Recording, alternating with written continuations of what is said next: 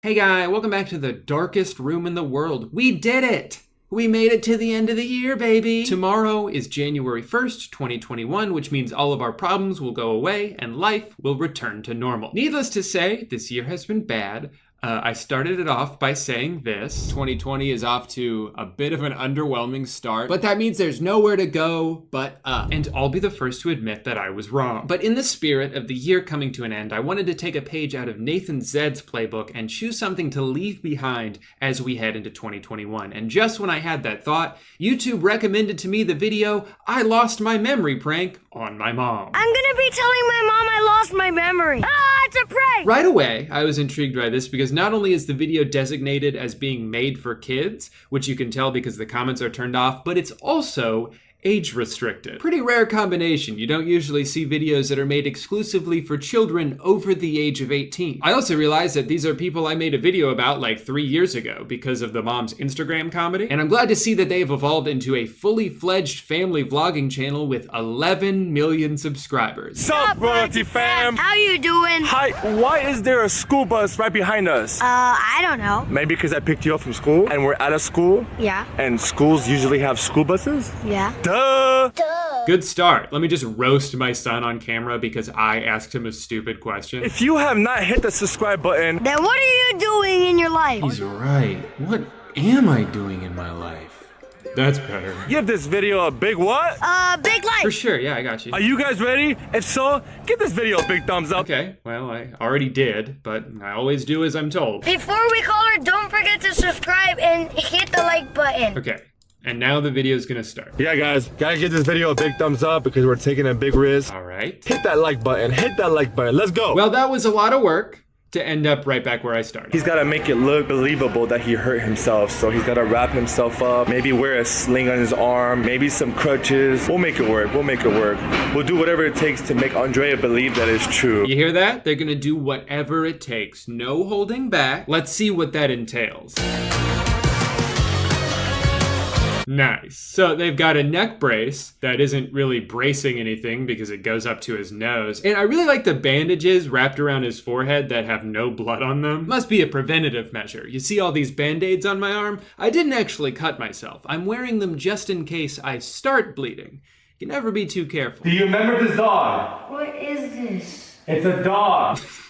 This kid's so funny. This is what happens when parents come up with an idea for a video that forces the child to have to act. Look at me. Who am I? A person? A person? You are a person. She's still pretty upset though, which is fair because her son doesn't know who she is and they're being super vague about the whole thing. You look like something bad happened. But then when they finally tell her at the end that it was a prank, It's a prank! It's a prank! He's not hurt! you can see that she's been crying and it just feels kind of weird. Gotti! Gotti! Luckily for her, this is all part of a prank war, which means she gets an opportunity to prank them back. What devious idea does she come up with? How about the same exact prank 1 week later? I don't know who you are. How hard did you fall? Ah, so hard. Brilliant. Fainting right now. Baby, no. Baby, wake up. No, baby, wake up. Babe, mi amor. Oh my god. She died, I guess. R.I.P. What's up? Oh my, baby, don't go around with things like that. There's certain things that you shouldn't do. I really got scared for you. Babe, you can't joke about these kind of things. Only I can do this prank last week. You can't do this prank this week. No, that was a misunderstanding. I apologize. No, we have no emergency. Baby, my I God, called I'm 911 and I hung up. Oh and my they God. called me back so worried. Oh good, I'm glad they actually called 911 and wasted their time. We got you. Now here's the thing, I thought we had kind of moved on from pranks. I thought after all the commentary videos about pranksters and, the algorithm shift over time that these were all a thing of the past. But that is very much not true. 8 million views, 10 million views, 22 million views on a memory loss prank. Well, now I gotta watch that one. Sure, you can tell by the thumbnail and the title, I am doing a prank, and it's a very trendy prank. I lost my memory. Speaking of, why don't we even do intros? I mean, just through the title, just through the freaking thumbnail. I know, but I just want to introduce them and make them feel like a family. So we are at this this medical supply store to get a wheelchair to make this thing more realistic. For me, this is probably the worst part of these videos, is when they go to a medical supply store to buy a wheelchair, and the employees are probably so confused.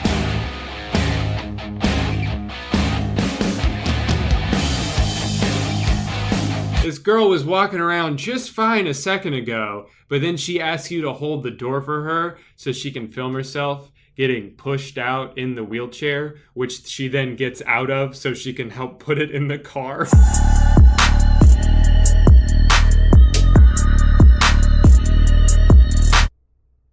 They did a montage of her in the wheelchair. What do you think they do with the wheelchair when they're done? They just keep it? There's a chance that maybe they donated it or something, but wheelchairs are expensive, so you know they went and asked for their money back. So you're returning this because I don't need it anymore? Did your legs get better? Yes. Christmas miracle? Wait, aren't you the girl who was doing jumping jacks outside? Yeah, that was me. That's the story that we're going for. Frank tripped me while I was going down the stairs and I fell all the way down the stairs and I broke my leg, my arm, and I lost my memory. Also, I feel kind of bad for the dog because every time they film, the mom is just in the corner like shaking him around, making him talk. It's always like the villain too. He's pushing someone down the stairs or hitting on people's moms. Kids, if you're watching this, I'm gonna get your mama's number and sorry, but your parents are probably gonna get divorced. Well, it's time to call the friend and give her the bad news. Piper hit her head so hard that she doesn't remember literally anything. Okay, Sophie's not making any sense right now. Sophie, it's okay. Just talk to her. It's okay. It's not your fault. It's not your fault. We faked a brain injury and made a little girl cry. Then we made enough money off it to buy a Tesla. This is all fake, Sophie. Sophie, you totally fell for it. I would have been, if she did this to me, I would have been a little bit skeptical. I guess I'm like way smarter than you. Yeah, gullible. I guess you're just kind of really young, and I'm a grown-up. But the wheelchair you like play with. Sophie, we rented it. And like, what is this? Don't you have to go to the hospital for that? No. We also got it at the store. We got the wheelchair, dude. Sophie's not making any sense right now. Yeah, Sophie, ever heard of the wheelchair store? What are you, a child? Time to prank the boyfriend now. Gavin, it's not a prank. It's a prank. And he is not happy about it. Remember, like, oh my god, remember my song? I've been Christ. Oh. Okay. They have a song. I'm not gonna Google it. I don't need to know what the song sounds like. How about I take you out for a ride? Piper, do you remember? I don't remember this song. Fuck! I wrote that song for you! You just wasted about 12, 13, 14, 15 minutes of your life. You sneaky dog. The real prank was on the viewer this whole time. It's crazy to me how many people make the same video with the same title and the same thumbnail and they all get views. You think they shoot these thumbnails before the prank? Or did they stop like halfway through to do it? Ow, it hurts! Oh my god, are you okay? Oh man. Oh no. Ow, my memory. Don't worry, I'm gonna call the doctors. Wait, don't you mean the doctor? No, the talk show. They'll know what to do. Mondays on CBS. I love the Dobre brother video where one of them does the memory prank on the other one and they find him in a see-through hospital gown just standing out in the snow and he doesn't recognize his own twin. What's going on? Just come in the car. Who are you? And why do you look just like me? I think my brain injury has caused me to forget the concept of twins. Also, I guess the hospital just let him leave, but they didn't give him his clothes back. I said that he already left. Sure, we'll let you have that robe, but we get to keep your pants. We're gonna get you some clothes in. Come on, it's getting cold. It's in the winter. You're cold, Marcus. Just come in the car. Where are we going? We're going home. We're going to where you live and where you're home at. Yeah, I think that's how you communicate with someone who's lost their memory. You just kind of talk to them like a caveman until they remember who they are. Dude, what's going on? Mom? Then they FaceTime their mom and she tries to jog his memory. You can tell he's looking around, like not sure what he's supposed to say. I know that is my mom, but I think I'm supposed to have amnesia right now, so maybe I pretend I don't know her? Hey, Mom. Or not. I don't think he remembers. Oh, no, he does. He just said hi.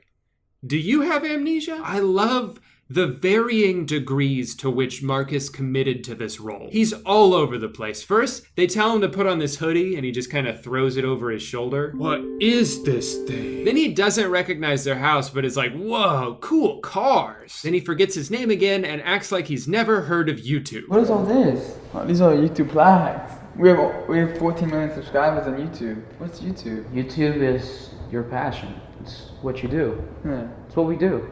It's our job. We like it. It's our favorite thing. And 1 million subscribers here. What are subscribers? Basically, people subscribe to your channel and watch us. Yeah, so they view what what we post. We get millions of views every day. Yeah, a lot of people like to watch you. Okay, maybe tone it down a bit, Marcus. This isn't your first day on Earth. Go use the restroom, okay? Don't worry. How does he not remember how to use this? Oh, come on. He doesn't remember Little Car? YouTube, I understand, but this is his little car. Who am I? Dad. Yeah, that's your dad. That's your dad. My dad. Okay. No, I don't recognize Dad. I only know my mom and how to go to the bathroom. Do you remember me at all? What we did when you were a child? What places we went? And what things I bought for you? Not really. So I bought you all those presents for nothing? Man, I could have saved so much money. This is getting really scary. I hope his memory comes back soon. One of your YouTube videos. Let's put a YouTube video. Look, that's you. 15 million, baby, let's go. Let's go. That's what you do. That's you acting like yourself. That me? Yeah, buddy. That's you. Wow. Ew, I did that? Yeah, that's you acting like yourself. That's you being yourself right there. Gross. I did that? All the time. Honestly, I think you did it a little too much. Oh, it's all coming back to me now. I make fart noise. Yeah, you know what you're doing. Yeah. That's you. And I stick out tongue. Stick out tongue. That's me. Guys, I remember. See, you're just doing what you do. Oh, that's such a heartwarming tale. And also a huge missed opportunity. That dude forgot everything. He was a blank slate. They could have molded him into any person they want. They could have put on a video of a firefighter or Mr. Rogers. And instead they just turn him back into Marcus Dobre.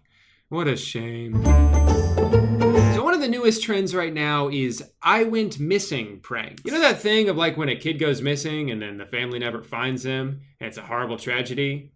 We did it as a prank. This first came to my attention when I saw this video was #1 on trending. Truly the most important video on YouTube. Basically, she just like leaves clues for her friends and they run around in circles for a day. They could have just called it 24-hour scavenger hunt and it would have been the same exact video, but instead they did this. Not too crazy about people using trauma for clickbait, but glad to see YouTube's promoting only the best content. And of course, where there's a trend, there's a Dobre, because yeah, they did this one too. And they went all out. See, Marcus starts off like, wait a minute, where did your girlfriends go? And they're like, I don't know. Meanwhile, the girlfriends are hiding in their car in the driveway. So then everyone runs around looking for them for like 10 minutes until they get bored and give up. There's no point, bro. Forget it. Like, whatever. Who cares? Let's just let them do their thing. They're probably like, I don't know. Maybe they're getting their nails done or something. Yeah, that's what girls do, right? They got like fingernails or whatever. And then they come back home and their girlfriends are waiting for them there. Prank. I'm just glad everyone's okay. It's pretty scary not to see your girlfriend for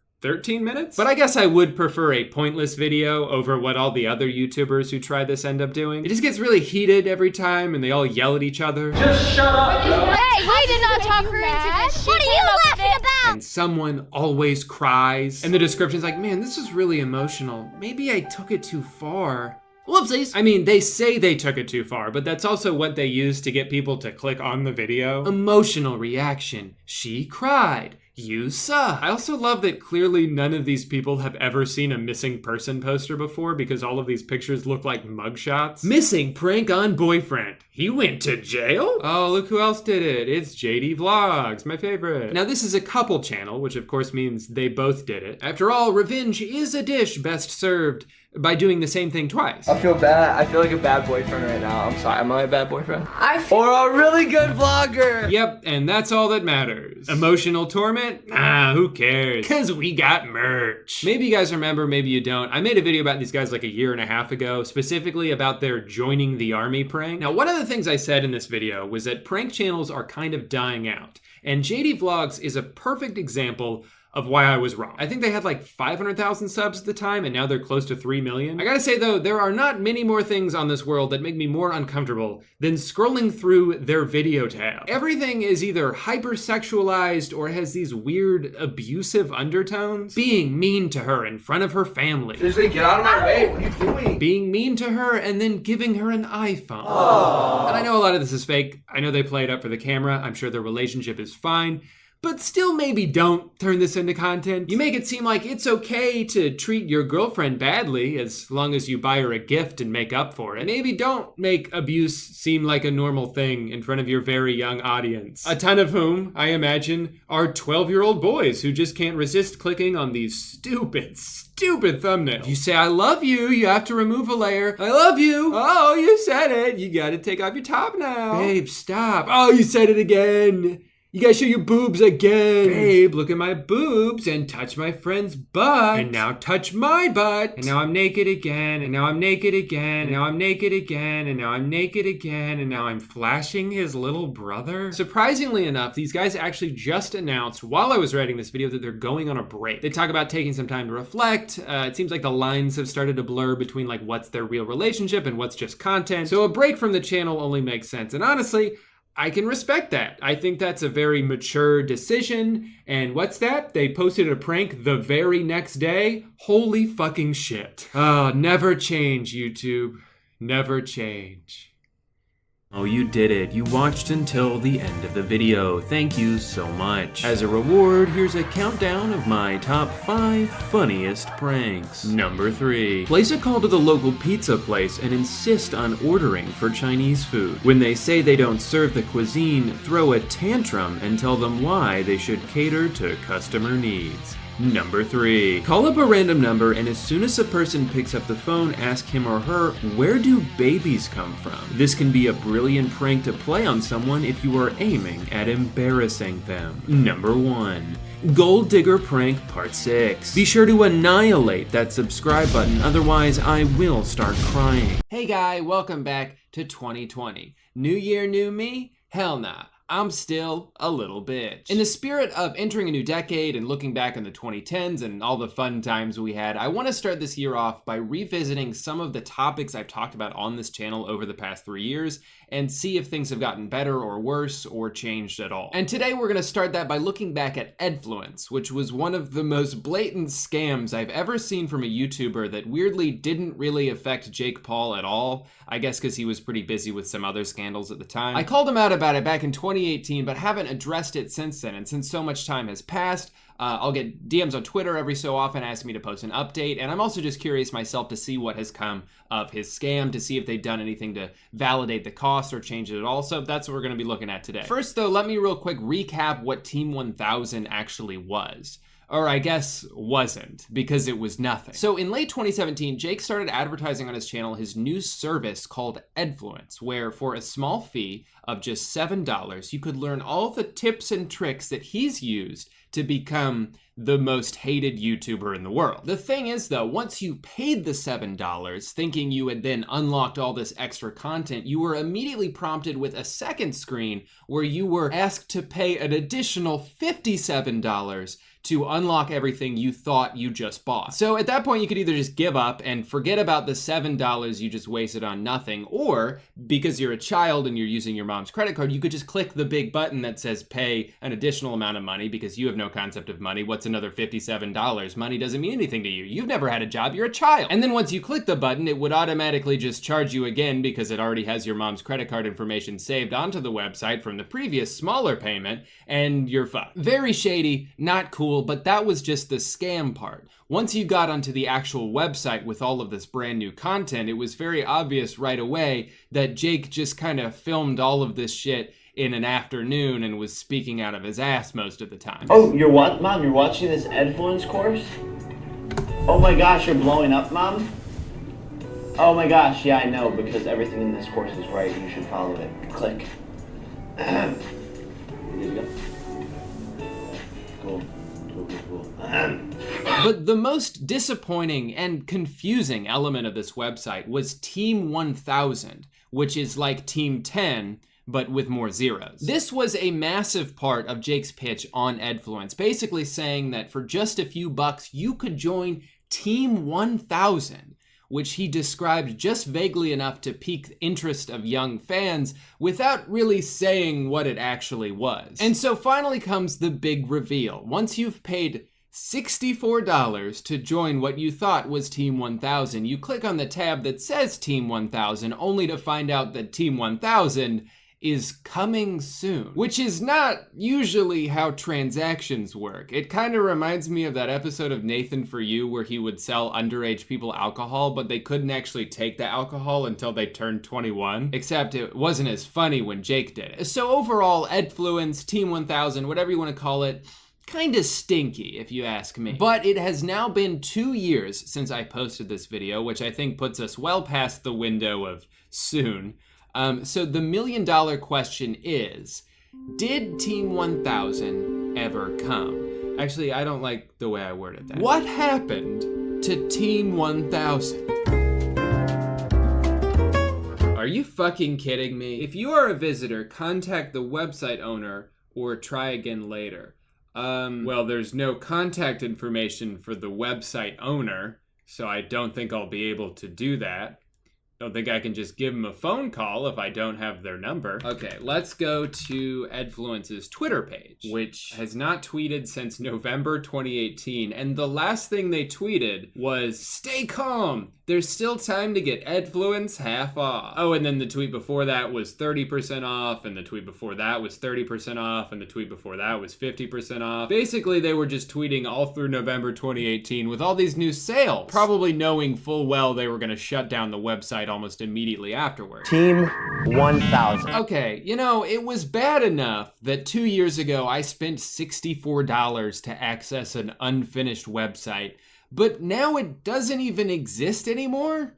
So I can't even retroactively enjoy all the useless informational videos that Jake Paul filmed? There are a couple breadcrumbs we can sort of follow here to get to the bottom of this. If you go to Edfluence's Twitter bio, they advertise another Twitter page, Demeanor, which sounds like the same thing as Edfluence, but maybe they just rebranded. Learn from the people you love, online courses taught by influencers. So it sounds like maybe they expanded Edfluence to include influencers besides Jake Paul, sort of like masterclass, but taught by idiots. All right, so let's visit demeanor.co because it seems like Edfluence no longer exists. Demeanor is a platform for influencers to make and sell their dream products. Tell us your vision and we'll make it happen. All right, sounds legit. Low upfront costs, so there's a small setup fee, but don't worry, then we won't charge you another cent until your products are selling. From courses to purses to games to watches, we'll make it happen. You just need a vision and a fan base. Okay, so this definitely sounds a lot different from Edfluence. Edfluence was willing to target anybody who would give them money. It didn't matter if they were an established creator already or not. This sounds like you need to be an established creator and have a fan base already, and then they'll help you. Sort of like an MCN or any type of management company that you would approach hoping for help with logistical stuff like this. So at this point, I'm invested, I'm curious, I gotta see what Demeanor's all about. So I'm gonna click get in touch, fill out all this information, and now I guess we just wait for a response. This could take a while. All right. So it has been 1 whole week since I sent that request, and the response I got was nothing. I'm really not surprised at all. Actually, after a couple days, I submitted another application pretending to be Summer Rae, that butt girl on Instagram with like 20 million followers. I thought it would have been a really good fit. I wanted to sell hats with her butt on it, and it would say, "What's that smell? It's my butt." Weirdly, that great idea wasn't enough to elicit response, so I'm just gonna assume that no one works at Demeanor anymore and they don't exist. So we went from Edfluence to Demeanor to nothing in a matter of 2 years. I'm so interested in this. I don't know why more people aren't talking about this. How could you just like sell something and then act like it's gonna keep growing and you're gonna keep expanding, and then you never make good on the promises you made, and then get rid of the unfinished version of it. But that's Jake Paul in a nutshell, the ultimate internet salesman. He's not a creator, he's a salesman, let's be honest. He's a business person who's just always trying to sell a product, whether it's his merch or his online courses or himself. He's a salesman, that's who he is. If YouTube never worked out, I have no doubt he'd be working at like a Toyota dealership right now, slinging Priuses. To him, maybe after dominating social media for a couple years, he wanted to take on his biggest challenge yet. He wanted to sell the ultimate product. You give him money, and he gives you nothing. And maybe he just wanted to see how many people he could get to buy it. I mean, it's amazing what the power of a good sales pitch can do. Oftentimes, the marketing of something is way more important than the actual thing you're selling. Like, I think a lot of people tend to buy things based on how the packaging looks or the color scheme of the logo. I've been using Old Spice deodorant for years now, just because I thought their commercials were funny. Edfluence was packaged in a really appealing way to his young fans. He used all the right words, threw in a couple obvious manipulation tactics that went right over their heads. If you can't follow the roadmap, then there's just no chance you'll make it in the Team 1000 or maybe even as a social media influencer. And they bought into what he was selling. I would guess he sold thousands, maybe tens of thousands of subscription packages. You can scroll through YouTube and see countless videos of like my Edfluence journey, day 1, joining Team 10 or Team 1000, and then fast forward 1 year, and you can't even access the website anymore. It's just gone. In fact, it was pretty much exactly 1 year. They launched the website in December 2018, and somewhere between August 2018 and January 2019, it had been downgraded into an error screen. Oh, but not before we throw out a couple last-minute fire sales to see if we can't milk a few more bucks out of this. And then he vanished into the night, never to be seen again. Well, that's not true. One of my favorite tactics he used to try and sell Edfluence was quoting a Chinese proverb and then saying, "See?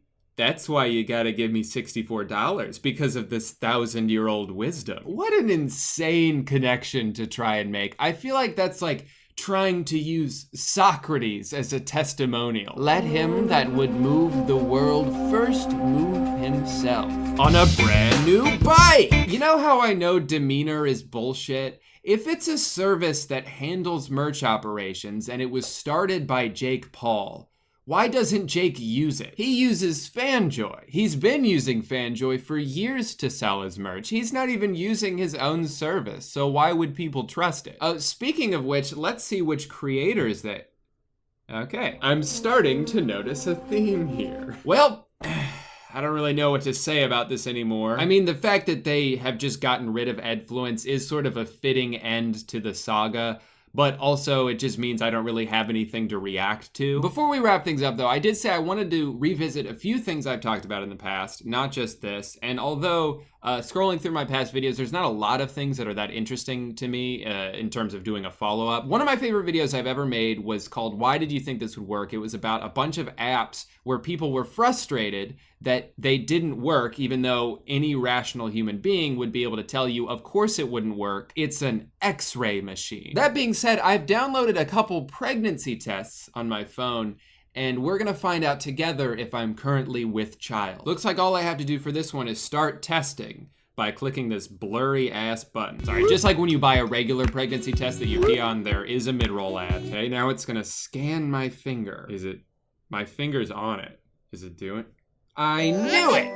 Now that I've gotten that out of the way, it's time to answer the question, boy or girl do you have? Let's find out.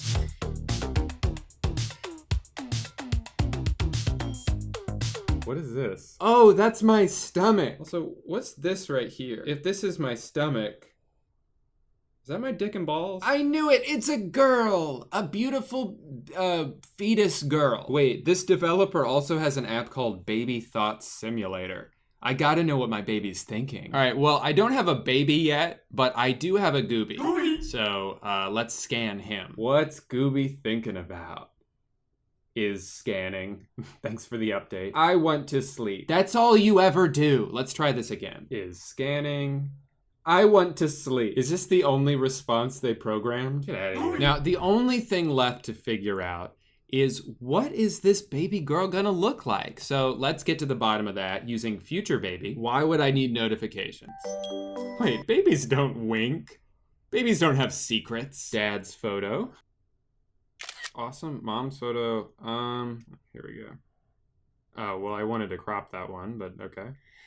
Okay, so I guess I'm also the mom. I have to pay $5 a week to see my future baby? I knew this app wouldn't give an accurate image before downloading it. However, I am black. The other person was also black. How are we able to create twin white babies? The babies were adorable, but I thought it would merge me and the other parent's face to create a baby photo, not have someone's real baby photo. Well, that's unfortunate. I guess we'll just keep it a mystery then. I don't know what my beautiful baby girl is going to look like until the day she comes out of my ass. Well, I guess that's it. Not much else to talk about with Edfluence. I mean, I can only react to an error page for so long. I think it's a beautiful ending to the saga. Just like I said, there's nothing else for me to say about it. But I do have a few words to say about today's sponsor. Thank you guys so much for watching this video. Sorry it wasn't as climactic as I was hoping.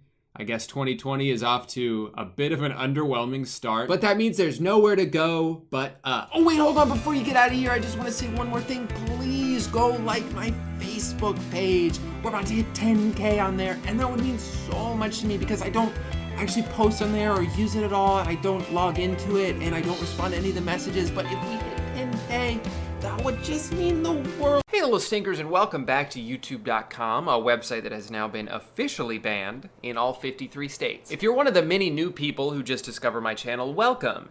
And I'm sorry that I called you a little stinker. That's just, it's not an insult, that's just like what I call my fans for some reason. I don't actually remember why. If someone could please update my Wikipedia page actually and provide like an explanation for that, that would be very helpful for me and everyone. But nonetheless, welcome. I'm very happy to have you here. By all measures, my last video was a monumental success for my channel in terms of how many people saw the video in such a short amount of time, how many people subscribed because of it, and really it couldn't be going any better. But I guess if there is one downside, fame sometimes comes at a cost. And in this case, the cost is that a bunch of kids are commenting mean stuff about me. And while I will admit that it certainly hurts my feelings to have a bunch of 8-year-olds call me stupid, it's pretty funny and makes for good content. So today I will take you guys on a journey through some of the most beautiful and poetic comments I've received this week from Jake Paulers. Yo, you dumbs. The first part was the entering. They ate that in all the show. You never go to show, right? I don't know what is so entertaining about judging people's life when your own life isn't perfect. He is rich though, he have a creative mind, not like you, moron. Same guy, again. Be creativity, bro. Fuck you! Bitch! You bump ass. See your videos, asshole. Because of Jake, you are getting views. You motherfucker! I regret watching this video. I had no need for this information. Why did I watch it? I don't even know you. Am I the only one that knows that the girl Jake is holding is his girlfriend? Oh, that's why they were kissing. I thought that was his sister. That's why it was so weird to me. I'm not trying to be mean, but he never did the challenges. Oh, a nice one. Very funny.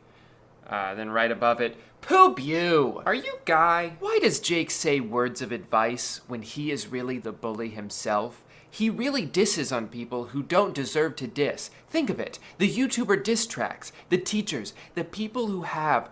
Get through this. This comes to my final conclusion, that Team 10 is run by ants. So that means that the new generation is ants. In fact, everything is made out of ants. I hope Earth blow up. I like the way this guy thinks. Yeah, I'll go to the show, only if I'm paid 3 times the amount I paid for, and if the challenges has money. I think you should make a video on small channels, and start with mine, please. Good idea. I'll definitely make a video about your channel. Have you seen Jake Paul on TMZ News? Shit, he'll probably knock your skinny ass out. Ha ha ha. It'll be funny if you guys run into each other, and you'll be speechless. Your tail will be tucked between your legs. I'm sure it'll happen. Hey, How'd you find out about my tail? Stop. You are so stupid. I can't believe you have even one subscriber. You are just a hater.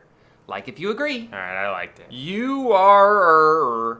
Videos are too long. I know this isn't related to the video, but is it just a thing for every grandparent / great-grandparent to have an extra fridge in their garage? I have been visiting a lot of relatives and I noticed that they all have a fridge in their garage just for ice cream and soda. I would have lost way more brain cells if it weren't for Drew's talk throughout the show. Thank you. I was gonna post the video without any narration, just clips from it and not set up any context, but then last minute I decided, you know what? I'm gonna talk about it, and then I did, and I included that in the video, so glad that was a good decision. Cringe narration. I tried my best. Damn, I love Amanda. Me too. Why the fuck is she still with you? I don't know. One of the most common comments YouTubers get is just someone not saying anything about the video, but being like, oh, you look like this other person, right? I get that constantly, and it's always different people. So I'm gonna do a few comparisons, and you tell me if any of these are true. You look like Shroud. What the fuck? You look like Elliot Rodger. Edward, is that you? Oh, yeah, okay. I see it. I see it. Fuck, shit, cunt. I don't like Jack Paul, but you're literally only making money of him. Subscribed. Thanks. We all know you did this video for the views and money. Yeah, of course I did. Of course I made a video to earn revenue. This is my job. It's like your boss telling you, like, we all know you only came into work today to earn your paycheck. Damn it, who told you? This person's entire comment was, I use mobile YouTube. Okay. 1 for mobile. That'll help with my research, thank you. What's the name of the jazz he's playing in the video? Oh yeah, jazz music. What product do you use? For my hair? Or for, like, editing? Or, oh, you know what? I know what you mean. I know what you mean. Wait up, did he create YouTube? Guys, it's simple, okay? 13 years ago, I invented YouTube, and then I sold it to Google and used the money I got to play NBA basketball, where I was a power forward for like 100 teams. Then when I retired, I came back to YouTube to make commentary videos. It's a very normal career path. Please stop asking about it. Didn't Drew say he wasn't going to do videos on the Paul brothers anymore and to hold him to that? Did I say that? But I wholeheartedly believe this will be the last video I ever make about Jake Paul, and I implore you guys to hold me to that. No, I never said that.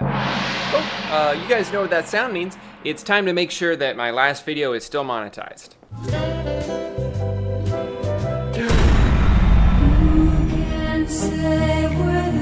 Guys, thank you so much for watching. I know this video wasn't as in-depth as what you may have come to expect from this channel, but I just wanted to get something out quickly before I left my home for a week. I'm going to VidCon in California. I'm going to be there for like 8 days. So if you're going to VidCon, hopefully we can run into each other and high five or make out. I don't know. No, I'm not going to make out with you. But we can high five. Remember guys, if you liked this video, remember to comment, I like this video. So, because then I'll know, that's the only way I'll know if you like it. But yeah, I know this wasn't as long or as good as most of my other videos, but not to worry, because I will be back very soon with my regular content. Hey guys, welcome back to talking about video games because everything else right now sucks. So last month I made a video comparing the current state of the PS4 and the Xbox One, and a lot of people commented that it seemed like I was sponsored by Microsoft because I thought the Xbox One has made some improvements. I just want to say that's ridiculous. I'm not sponsored by Microsoft. One of the main things to compare between the two consoles is their on-demand game services, Xbox Game Pass and Sony's PlayStation Now. And I realized that maybe I didn't give enough credit to PS Now at the time. There are some really fantastic games on there. I just personally think it's funny to scroll through the massive A to Z list and see how much disparity there is. They've had like award-winning titles on here. Uncharted 4, God of War, Horizon, and then you'll scroll just a little bit further and see something called Super Stacker Party. Oh boy. Oh yeah. Those was pretty fun. So with that in mind, I've decided to take it upon myself today to scour the depths of PlayStation Now and tell you all about some of the good games, and then make fun of the ones that aren't.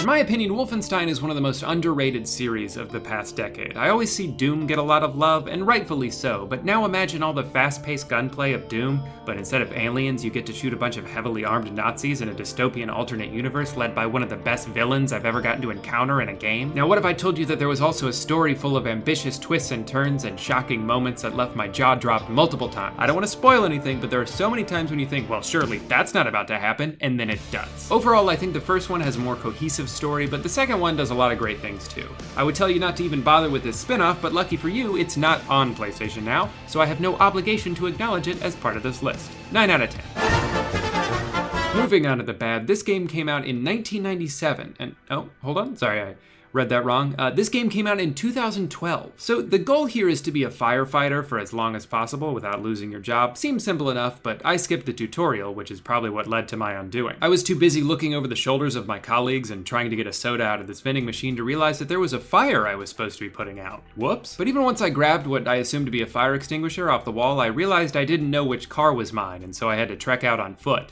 Turns out that was the wrong thing to do. All right, let's try this again. I'm feeling pretty confident this time, so the first thing I did on day 2 was take a nap. Wonder what all my friends are up to. Pacing around aimlessly again? Keep up the good work. This time I paid attention when they told me which car I'm supposed to use, so now I get a chance to check out this game's awesome driving mechanics and sprawling open world. Yeah, not a whole lot going on out here, but I have to give them credit for something I've never seen in a driving game before: turn signals. What is this, GTA but better? Now I can finally signal to the no other drivers on the road which way I'm about to turn before instead bolting into an open field because who's gonna stop me? By the time I got to the scene of the fire, I was worried I had somehow gone to the wrong place because I didn't see any smoke.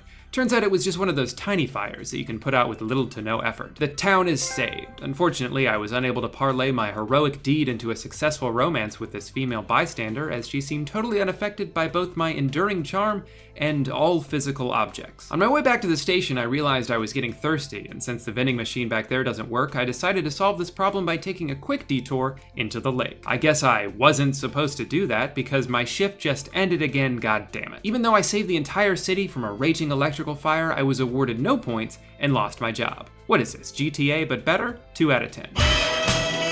I feel like most people who have a current generation console have probably played Rocket League at some point, but I still feel like it's flown under the radar. This game has provided me with some of the most satisfying moments of my life, and I've had sex before. But even after almost 5 years of playing this game, there's almost no better feeling than hitting the game-winning shot in overtime or coming back from what seemed like an impossible deficit. To me, Rocket League is the ultimate sports video game because there's almost no luck involved. You don't have to hope you get the right catch animation or get mad when your shot should have gone in but didn't because the game decided it wouldn't. If you make good decisions and hit the ball the way you're supposed to, you're probably gonna win. And when you lose, you almost always have no one to blame except yourself. Rocket League also has one of the largest skill gaps I've ever seen in a game. There are people who effortlessly do shit like this with their eyes closed, and then there's people who probably are playing with their eyes closed. More likely though, you're like me and you've played hundreds of games but plateaued a long time ago somewhere in the middle. Either way, it's one of those simple to pick up, hard to master games that has a little something for everyone.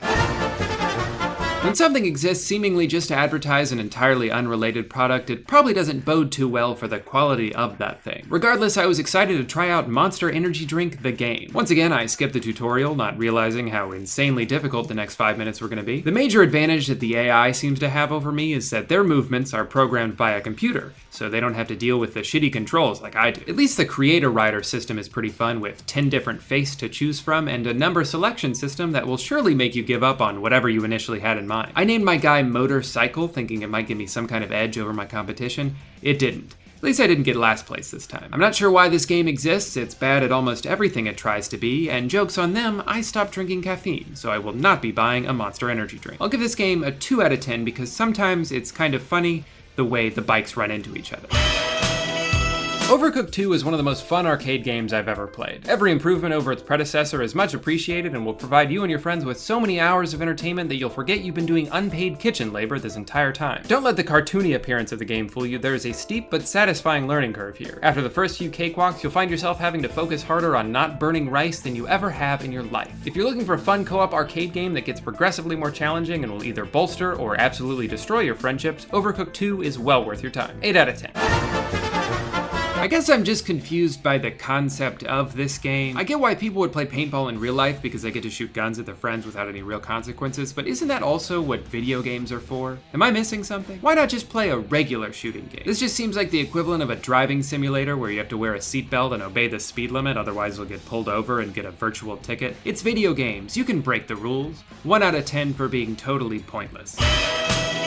If the first hour of The Last of Us doesn't get you fully enthralled in the experience you're about to go on, then maybe video games aren't for you. Unlike the much more controversial sequel, it's hard to find a lot of people who didn't enjoy this game. The only reason I didn't bring it up until now is because if you have a PS4, you've probably played it already. But if you have PlayStation Now and you want to know what all the hype is about, take a break from your firefighting duties and throw some bricks at a zombie. 9 out of 10. So this is a game where you're a toy car and you have to drive around your house and knock over toys, I think. The best grade I got was a C, so I'm not exactly an authority on how to play this game good. The thing that ruins this otherwise flawless experience for me is that you steer the car not by using the sticks, but by turning the controller. I didn't even know that was an option, which is why it took me almost a full minute before I even tried doing it. On the surface, this is a totally fine gimmick, but like with a lot of other PS Now games, the problem is the input lag. There are not nearly enough games on PlayStation Now that you can download before you play them. The rest you play by streaming them, which means that even on the fastest internet connections, your button presses will always be slightly delayed. Trying to physically turn my controller to move a car that's responding a full second later is disorienting and reminds me of that Tom Scott video. So in that way, maybe it is worth it to play one time. But for me, it reminds me of when I would play Mario Kart on the Wii and my friend would tell me to just use the arrows to steer because it's easier, but I said I'd rather use the motion controls because of how excited I was by the technology, and then I'd lose because it actually was way harder. Only now there's input lag. 3 out of 10. A lot of people seem to think that Fallout 3 and Fallout New Vegas are better than Fallout 4, and even though they're right, if you've never played a Fallout game before, I would start with this one and work your way back. At least that's what my experience was. Bethesda may get almost everything wrong these days, but man are they good at music. Everyone loves a Skyrim soundtrack, but Fallout 4's ambience can be just as beautiful, and that's not even mentioning the perfect selection of mid-century blues and jazz music that truly makes you feel like you're in the apocalypse. I think I initially sunk about 100 hours into this game and still didn't see every corner of the map. Probably because about 20 of those hours were spent trying to build a giant treehouse that I was really proud of until I went on YouTube and saw what other people were making. The AI can be inconsistent and another settlement needs your help, but even through its flaws, Fallout 4 is a fun-ass game and may ultimately prove to be the final relic of a company that has since completely lost their way. 8 out of 10. I have to confess something, guys. I have no idea who Bubsy is. The game seems to think he's my favorite Bobcat, but if I'm being honest, that seems like a pretty low bar to cross. I guess by default, yeah, he currently would be number 1, but the moment I meet any other Bobcat, they will be taking that spot from him because Bubsy won't shut the hell up. What could possibly go wrong? What could possibly go wrong? Take that, you cotton goblin monster! And pound! I win! I'm unstoppable! Take that, you cotton goblin monster! Is he Bubster, the pound master in the game? Yeah! What could possibly go wrong? Ugh, this game is worse than getting my teeth pulled at Jerry Garcia's house. 1 out of 10. Finally, the crown jewel of PlayStation Now games is none other than Go Sports Ski. Unlike other games, they don't bog you down with endless customization options. You get one face to choose from, regardless of skin tone. And I like that. The gameplay itself is just on another level. For a second, I actually forgot I wasn't really skiing. It's that immersive. And just when you thought the fun ended at the bottom of the slope, the replay feature lets you relive your most exciting moments from a brand new perspective. My one gripe with the game, if I had to pick one, is when I try to take my experience online only to be devastated when I found out that for some reason their servers were down. Damn. Well, regardless, Go Sports Ski gets my first and only perfect rating on the list.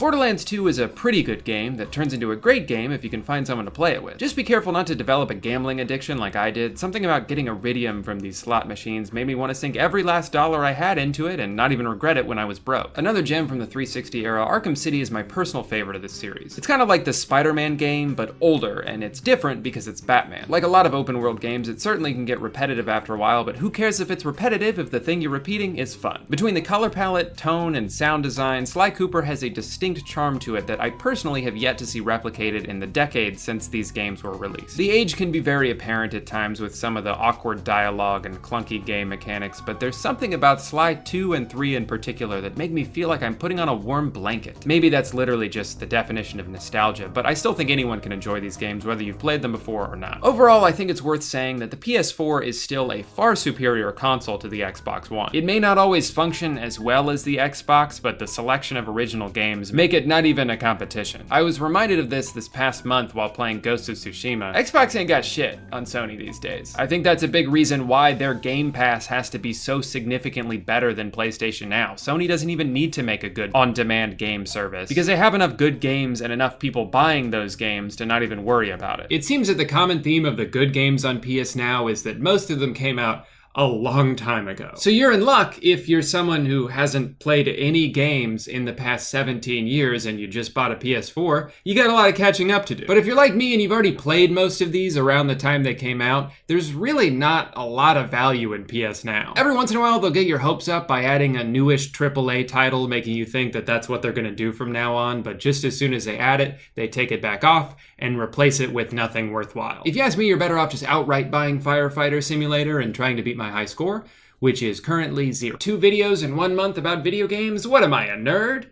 Yes. Honestly, I think with everything going on in the world this year, it's become harder and harder for me to give a shit about some of the more trivial drama that goes on from time to time. Video games have been the only thing keeping me from falling into a massive depression, so at least for now, I'm gonna keep talking about it. But also, I feel super lucky to have such a supportive audience. Thank you guys for coming along for the ride with me. Every time I post something that's slightly branching out of my usual content, I always expect it to tank, and that usually performs about the same, so thanks. But thank you again for watching, thank you for your support, and I will be back tomorrow with a live video of me extracting my own wisdom teeth. So, see you then. Hey guy, welcome back to another hilarious YouTube video. Please subscribe to join the Drew Gooden gang. You probably thought that was me. Well, what if I told you that entire voiceover was actually done by artificial intelligence?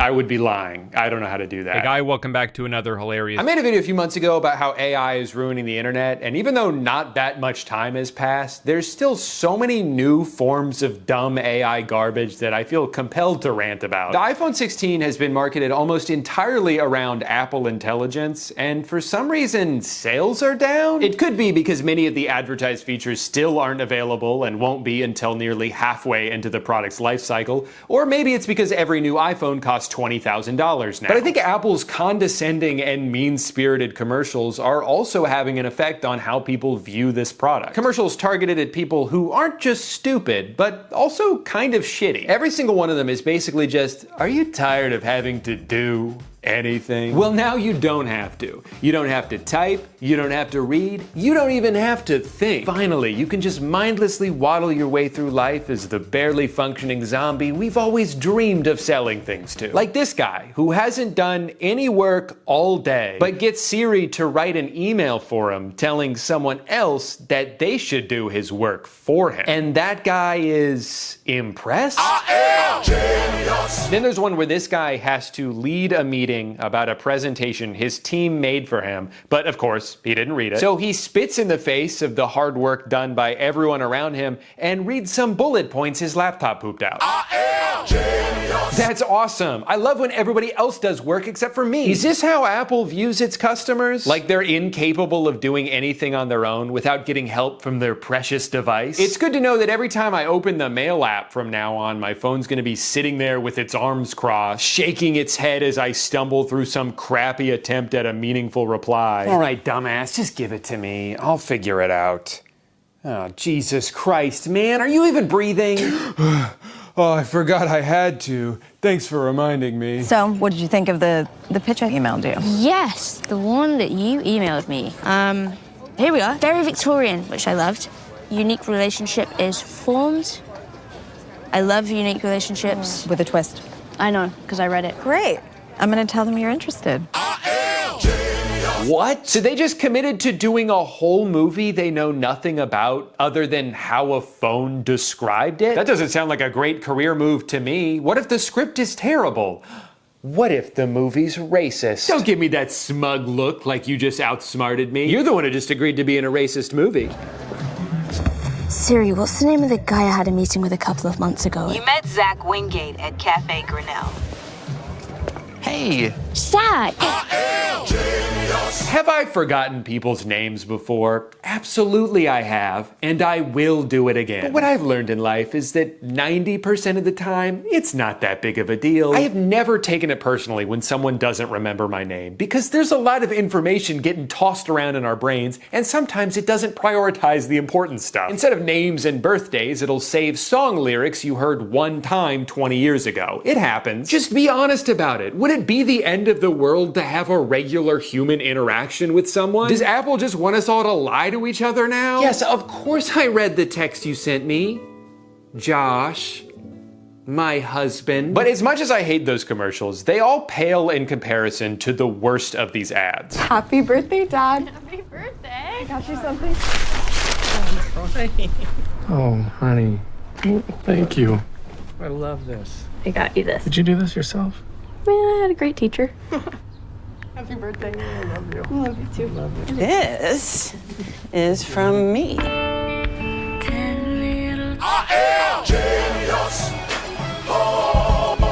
Are you fucking kidding me? This character sucks. I don't want to be like this person who not only forgot her spouse's birthday, but got annoyed that their kids didn't. Who interrupted a beautiful moment between them and their dad so she could show them some stupid photo montage Siri threw together in 4 seconds. This is like that thing little kids do before they learn to pick up on social cues. They'll interrupt a conversation like, Mom, Mom, Mom, Mom, look what I can do.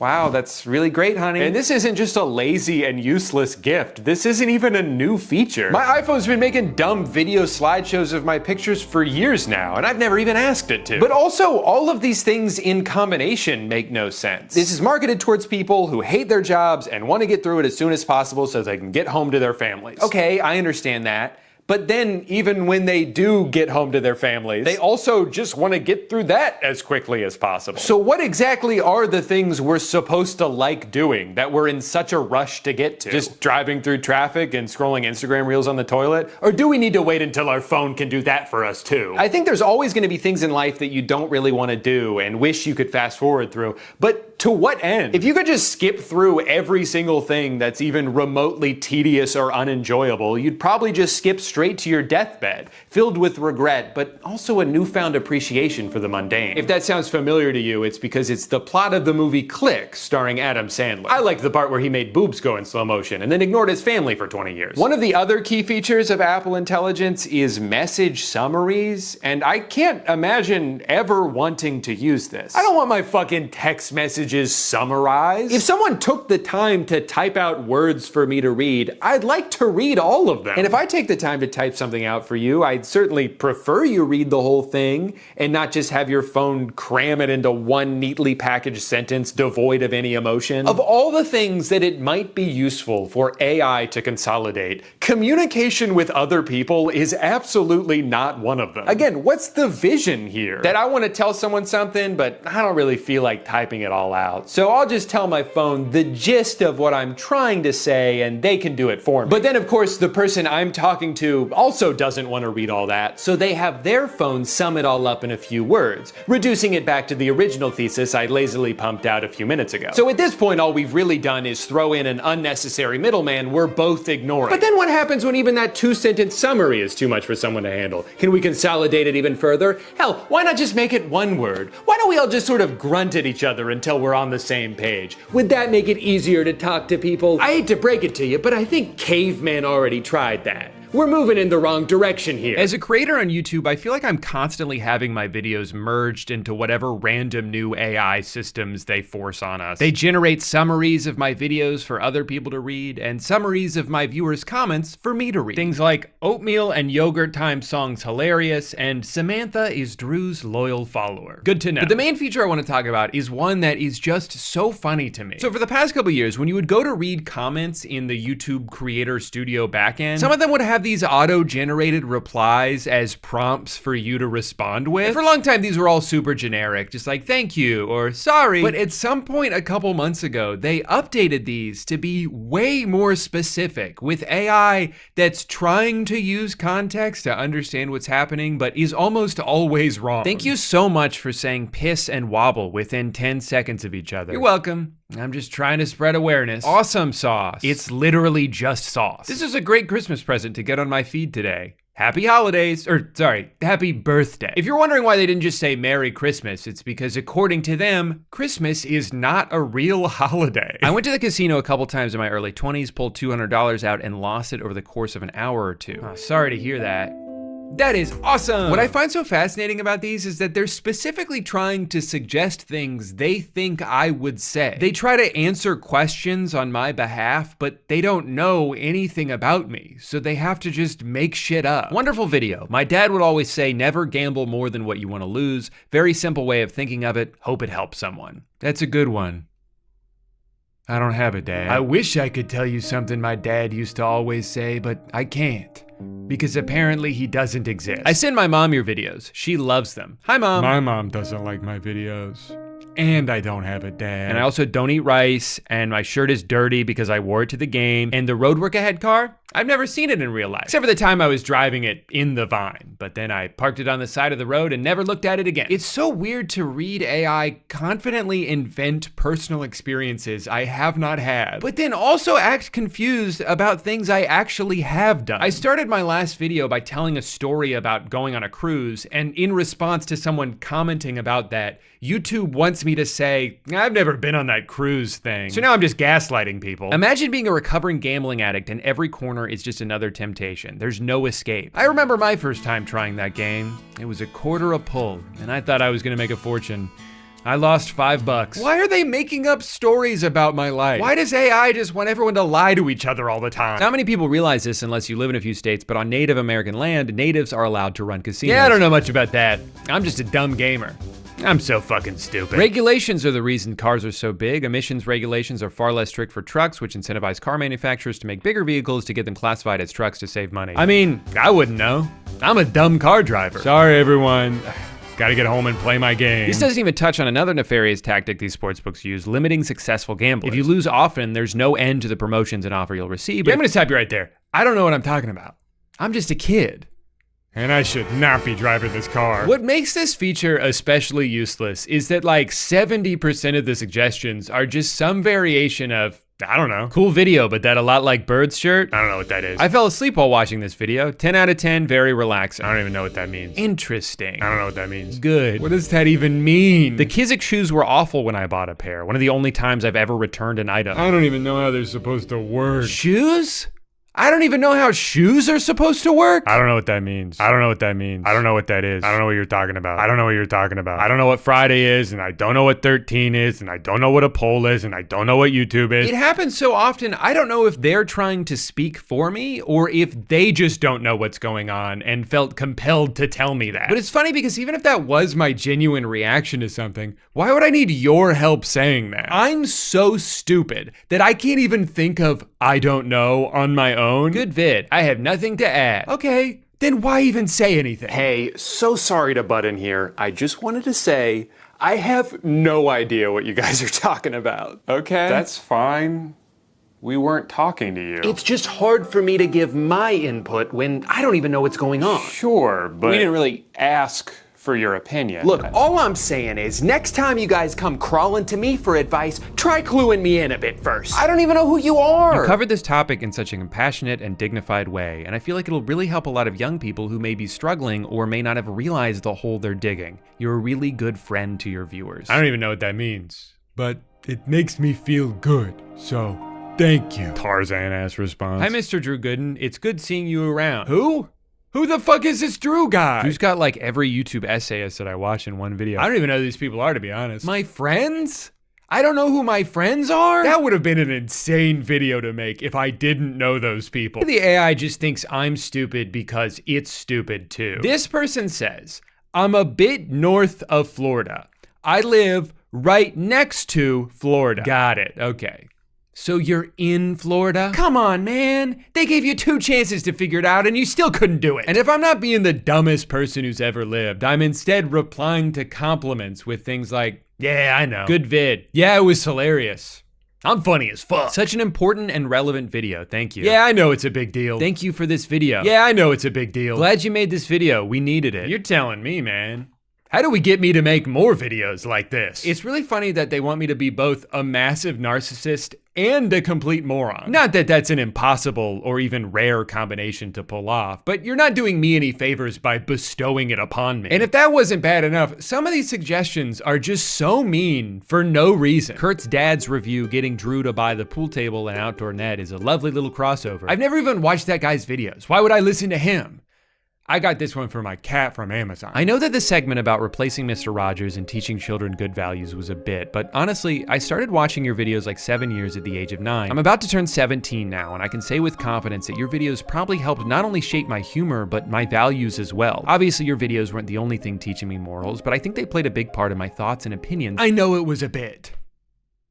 Dumbass. Drew, please make these videos again. I love your commentary. I don't know what you're talking about, but it's weird that you're watching my videos. Get the hell out of here, man. Oh my God, this one they didn't even try. They just said, that's a really long comment. I don't really care. What, even the AI couldn't be bothered to read all that? That's its only job. If you wanted someone to read 1/8 of a comment and then give up on it because they got bored, I'm perfectly capable of doing that myself. This person commented, great video on my video, AI is ruining the internet, and that's always good to hear. But here's how YouTube thinks I should respond to this comment. I can either say, I know, right? Can you believe how good I am at YouTube? Or I can say, you know what else is ruining the internet? Which is honestly insane. Like, am I implying that this person is ruining the internet? That's how you want me to respond to a compliment? Not only is this a ridiculous suggestion, but I think I might have accidentally revealed how their comment algorithm works. Remember when people figured out that Google's search AI was sourcing a lot of its information from random Reddit threads? Well, they must also be doing that for this comment feature, because you know what else is ruining the internet is a word-for-word title from a Reddit post about my video. Only in this context, the implication is that people who leech off of the work of others by posting low-effort reaction videos are ruining the internet. And in this context, one of my own viewers is ruining the internet by enjoying my video. Thanks for the suggestion, AI. Also, I wonder if a lot of these suggestions are mean because they're using transcripts of my videos to train the bot. And maybe because I tend to be angry when I rant about certain things, they've transferred that energy towards my viewers, which is hilarious. Like, just because I complained about how shitty modern cars are doesn't mean I also want to yell at everybody who says something nice to me. Sometimes the AI will overcompensate for all of the anger and narcissism by instead going way too far in the other direction and making it sound like I hate myself. Good video. Is it? Is it a good video? Or are you just saying that? Thank you for making this video. It's really good. Not sure why you would think that. This is the worst video I've ever made. I hope more people see this. Good work as always, Drew. No, this is my worst video yet. I can't even remember what the hell I was thinking when I made this video. I don't even know why I'm still on YouTube anymore. This person says, Jesus loves you. And the AI says, not much. No, Jesus could never love a guy like me. I know his whole thing is like, he loves everybody or whatever, but for me, it's just the bare minimum amount. Wow, thanks YouTube algorithm. It's just a video of me talking about a phone I don't even own. It's not that deep. First of all, relax, all right? You don't have to take everything so personally. Second of all, this isn't a video of me talking about a phone. It's a poll I posted 7 years ago. Or sorry, 3 years ago? Oh no, actually 2 days ago. But it was supposed to come out 10 years ago. Or never mind, it was 7 years ago, back when I was still a child. And you may think 2017 was 7 years ago, but that's not the year that came to mind to me, because as we all know, it's 2023. What would we do without this technology? All right, the last thing I wanted to talk about in this video isn't something that's happening by YouTube, but just something I'm seeing more and more of on YouTube. These AI-generated trailers to movies that do not exist and hopefully never will. Interstellar 2, Resident Evil 4, Skyrim. The Dragonborn, born with the power to command the voice of the dragon. I think I'll be watching that one in theaters. Some people see these and get excited, some people see them and get pissed. What the hell did I just watch? It's crazy how popular some of these have gotten. This Titanic 2 trailer has 8 million views. I'll give him a little bit of credit. It is kind of funny. The idea that not only did Jack actually survive the crash, but he and Rose meet back up and decide to go on another Titanic. What's stopping us? You're serious. Well, here we go again to find answers. I'm pretty sure we already know how the boat sank. Iceberg. Home Alone 3, Kevin's Revenge will blow your mind. Does he even need revenge? Didn't he practically kill everyone already in the first two? Unless, of course, he's getting revenge on his parents for leaving him alone in the first place. Now that I would understand. Also, he's a grown man now. He can be home alone. That's not some dire situation. I do that all the time, and I almost never have to defend my home from bandits. You got Transformers 8, where Dwayne Johnson appears to be a Transformer. Do you think he transforms into a giant fighting robot, or is he like a regular guy that transforms into The Rock? Wait a second. There are no Transformers 6 and 7 live-action movie. I confuse. iRobot 2 will blow your mind, because the robots have boobs now. Actually, kind of seems like AI cleavage in the thumbnail is sort of the meta. What if character people like, but with big boobs? And if you thought a bunch of dudes wouldn't be weirdly turned on by this, you were wrong. AI girls are something else. You know, I think this misguided horny person might have accidentally described them perfectly. Because they're not human, and they're not even really animated women. They're kind of just something else. Now, people getting tricked by fake movie trailers is not a new phenomenon. This has been happening for years. And I'll hand it to some of the people who've edited these. They can be pretty convincing. It takes a lot of time to stitch together a bunch of scenes from different movies and combine them all in a somewhat seamless way. I think what really blows my mind, though, is how unedited a lot of these AI trailers are. How many of them are just lifeless montages of all the characters being introduced one by one. I'm Count Dracula, the proud owner of Hotel Transylvania. This is my darling daughter, Mavis. Over here is Mr. Potato Head. You can't forget about Stewie, my baby boy. Let's not forget about Butters. Have you ever seen a movie trailer like this? And if you did, would you want to watch that movie? My name is Tyler, and this is my Fight Club. Yeah, we may seem a little rough around the edges, but if you take the time to get to know us, you'll find we have hearts of gold. I love this Toy Story one that has Margot Robbie as Barbie. She's not just a pretty face, no sir. And Ryan Gosling as Ken. But instead of using any of the already existing footage of them as those characters, they made this. And I'm really sorry for making you look at that, but I had to pass the curse on to someone else. It was too much to bear on my own. Visually, these are hideous to look at. The scripts are so boring, they sound like a 5-year-old wrote them. You might know me as the boy who lived, but trust me, I'm just Harry. A lot of the sentences seem to just end in the middle. Narcissa Malfoy. Where do I even begin? She's a member of one of the most influential wizarding families, the Malfoys. We've also got Draco Malfoy. Where do I even begin? Well, she has a family. And Draco's crazy too. This next one is also exactly the same. Star Wars Modern, which answers the question, what if they were still making Star Wars content? I can't even imagine what that would be like. I love this part about a minute in where the music has been slowly crescendoing as they show actor after actor, and right when it reaches its peak, this happens.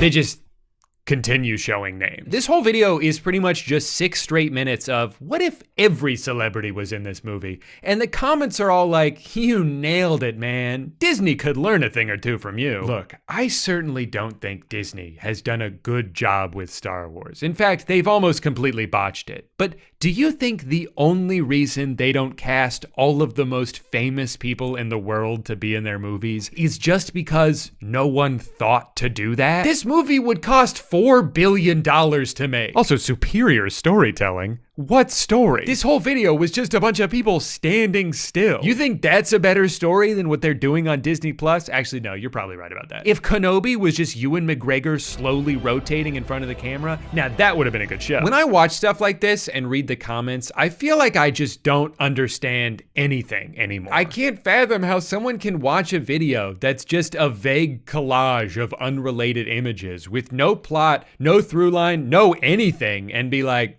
Hollywood's done for. Who needs real movies when I could just watch this all day? Guys, I hate to say it, but I'm starting to think some people might be stupid. Sorry, that's not fair to say. I don't think some people might be stupid. I know that a lot of people are stupid because this next video I'm about to show you has almost 30 million views. It's called No One Could Hold Back Tears Boy Shakes Up Got Talent 2024 with song to his mother lost in a boat, AGT. My mom passed away when we were crossing the river in a boat. She was my best friend. This song is for her.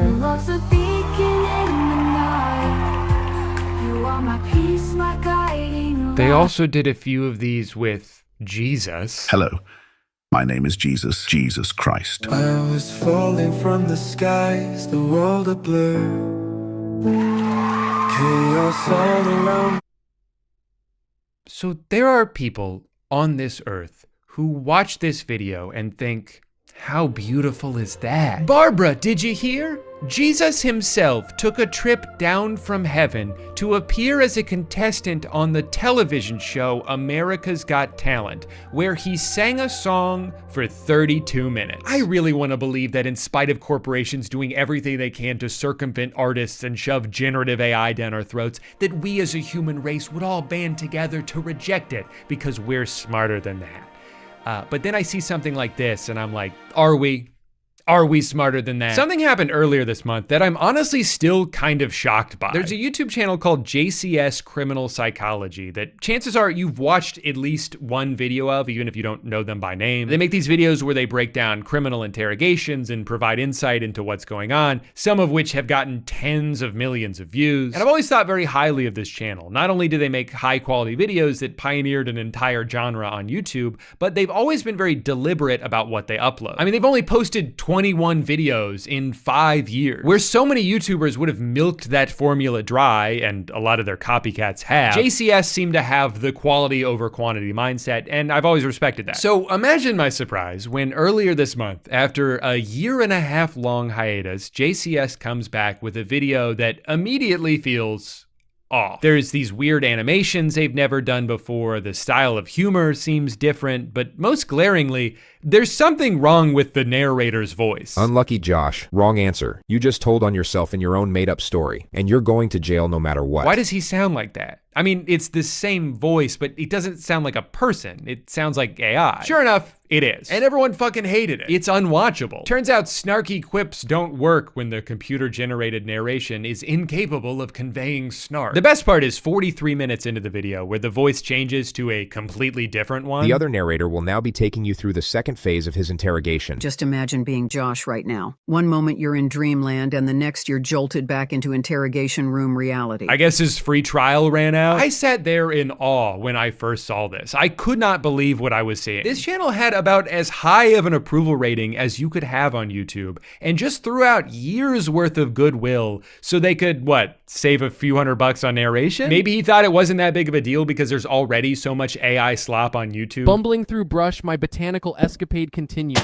Snagged on leaves, but hey, more crafting supplies, jackpot. Including in the true crime space. I mean, there's videos with hundreds of thousands of views that aren't just narrated by AI and written by AI and filled with AI-generated visuals, but the stories themselves aren't even fucking real. Secret affair between cheerleader and the coach ends in brutal murder. True crime documentary. Beginning in the fall of 2013 at Brookhaven High School, Nathan Ellis, the new basketball coach at Brookhaven High School. She was the star cheerleader of Brookhaven High School. Even though this is fiction, it's a scenario that could easily play out in real life. Okay, then don't call it true crime. Call it what it really is.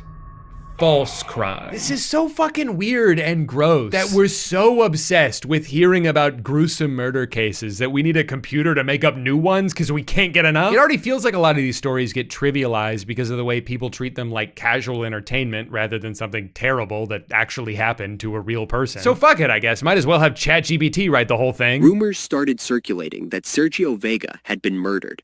Wonderful. The script is just so good, and the voiceover sounds very interesting. But without a doubt, the most upsetting development on YouTube happened to my favorite channel, Talent's #1. This guy used to make the sickest videos. He would edit himself into America's Got Talent, and he'd have the whole audience freaking out as all these green-screened video assets played on stage. It was the best thing I've ever seen. Now it's just a bunch of creepy AI nightmare fuel. Even the audience is booing, and he edited that himself. It's times like these where it's important to remind myself that there's a whole world outside the internet. And sometimes all you have to do to get away from the craziness is log out. Step outside, get some food. Ugh, I'm so hungry. Let's see what's on Uber Eats. Looks really good. God, I just hope this restaurant isn't a big windowless gray building. It is! I love living in the future. Happy New Year, everyone. If you like this video and want to see more content like this, don't forget to subscribe because that is the only way you can appreciate me for my work. It actually took me time to come up with this content and make it for you guys, so I would appreciate it if I get some love. Hey guy, I want to start this video by telling you about something very dumb that I did recently, and I'm going to preface this story by saying that this was entirely my fault. There are probably 50 things I could have done differently to avoid what ended up happening, but I didn't. And that's on me. So I got a new car last month. For most of my adult life, I've been driving a 2012 Honda Civic that I bought from CarMax in 2015. I'll never forget the day I rolled up to my job at Popeyes and felt like the coolest guy in the parking lot. Took the Max part of the sticker off so it just said car on the back. Had a lot of fun back then. And even though this car was very reliable for pretty much the entire time I had it, it was starting to show its age, and I got to a point where I kind of just wanted something that felt nicer to be in. So I splurged a little bit, traded it in for one of the coolest sports cars on the market right now, a 2021 Hyundai Sonata. Now that's not the dumb part. There are so many things about this car that are massive upgrades over what I had before. There's a rear view camera, there's blind spot indicators, I don't have to plug my phone in anymore to play music, it beeps at me if I move 1 inch in either direction on the highway.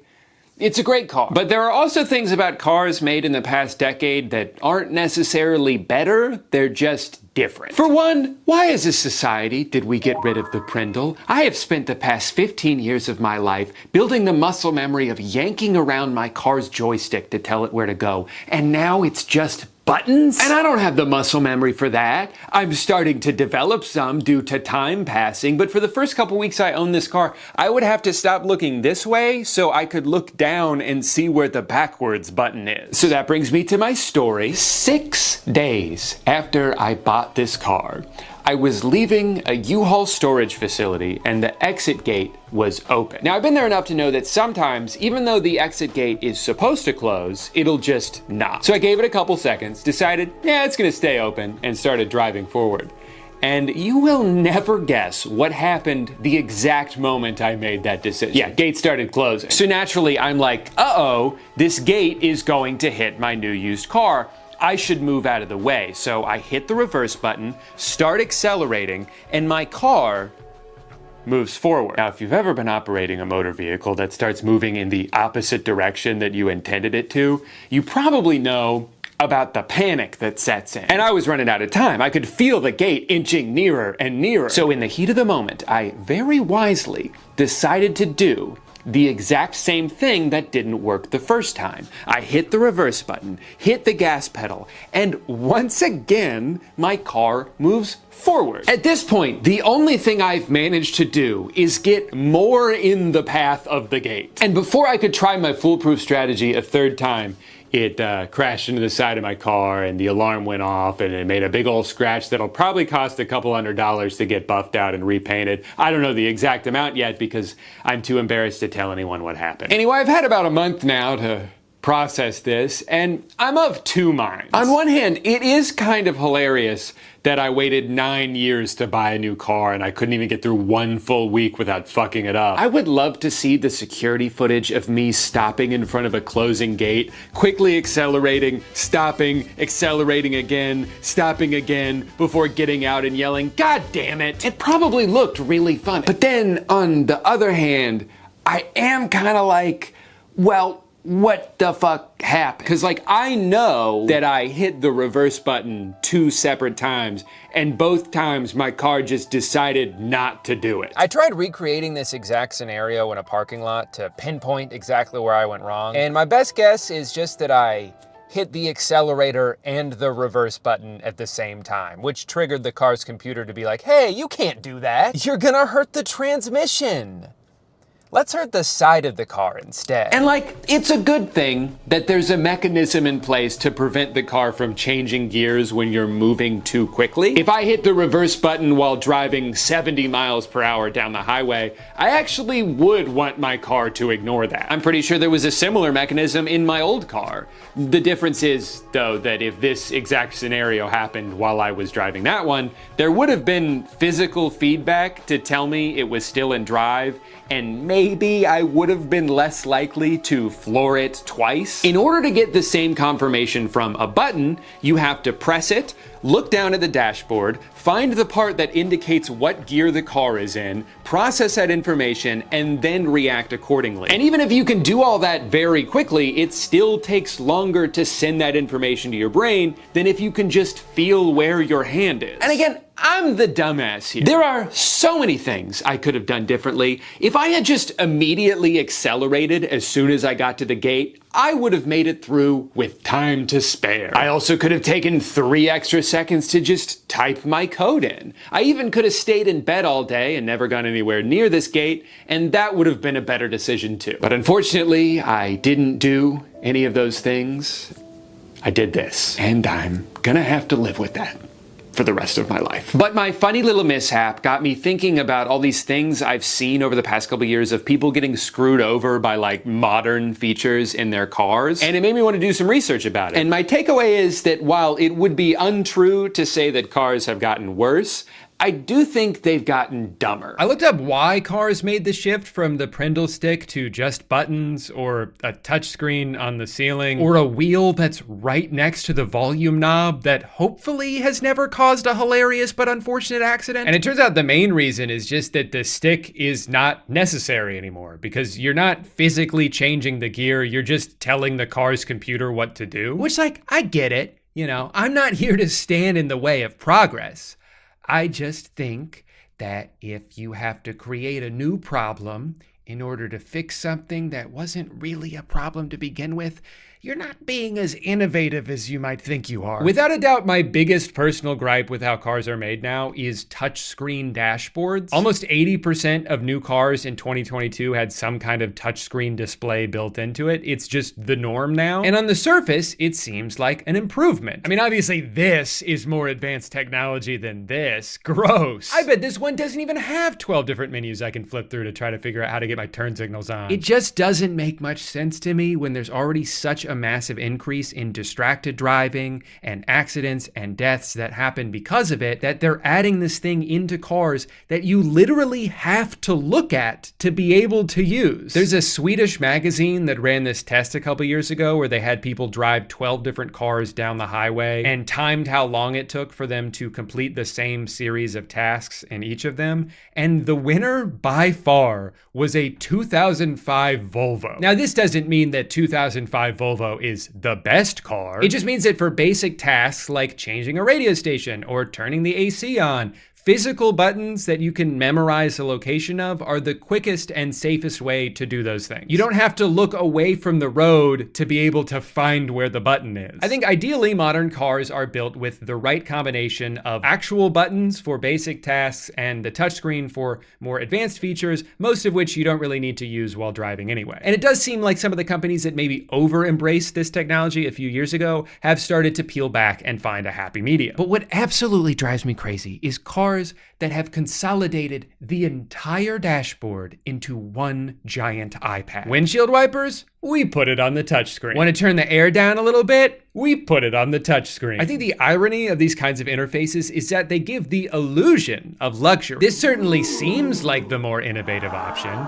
until you realize that the main reason they're so prevalent in cars now is because it is the cheapest way to build one. It actually costs a lot of money to engineer all of these buttons and switches and to have the wiring. Doing all of that in software is a lot cheaper. It is more expensive to produce actual knobs and buttons than it is to just throw every function onto one screen, make it compatible with Apple CarPlay, and call it a day. And then when something goes wrong, it's just a software problem. We'll figure it out.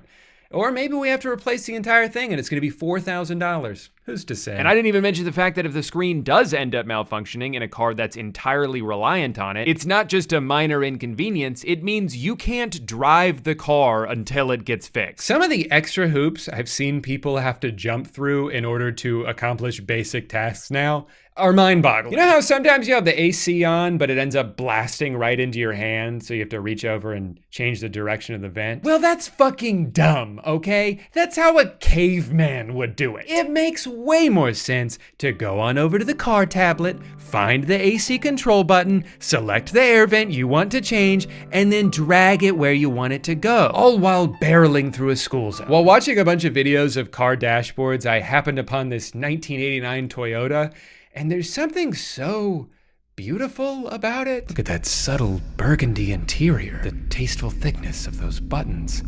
Oh my God, it even has a seatbelt. But I'm aware that I'm over-romanticizing the past a little bit, because if I truly wanted a car that looked like this, I could have just bought one. Like, I do want modern features. I do want a car that's able to do the things that my phone can do. But if these things are implemented in a way that forces you to look away from the road in order to be able to use them, I think we should reconsider how we got here. Cars have been around for about 100 years now, and it kind of seems like maybe we figured out the best way to make them and ran out of ways to meaningfully innovate. But that doesn't really work when you're trying to get people to buy a new one every single year, so you have to find something you can add to make it seem like there's been a big improvement. Things like door handles that retract into the car, which I guess is cool. I don't know if I've ever thought of the handle sticking out 3/4 of an inch as being an issue, but I'll admit it adds some sleekness to the car, and it's not like it's making things worse, right?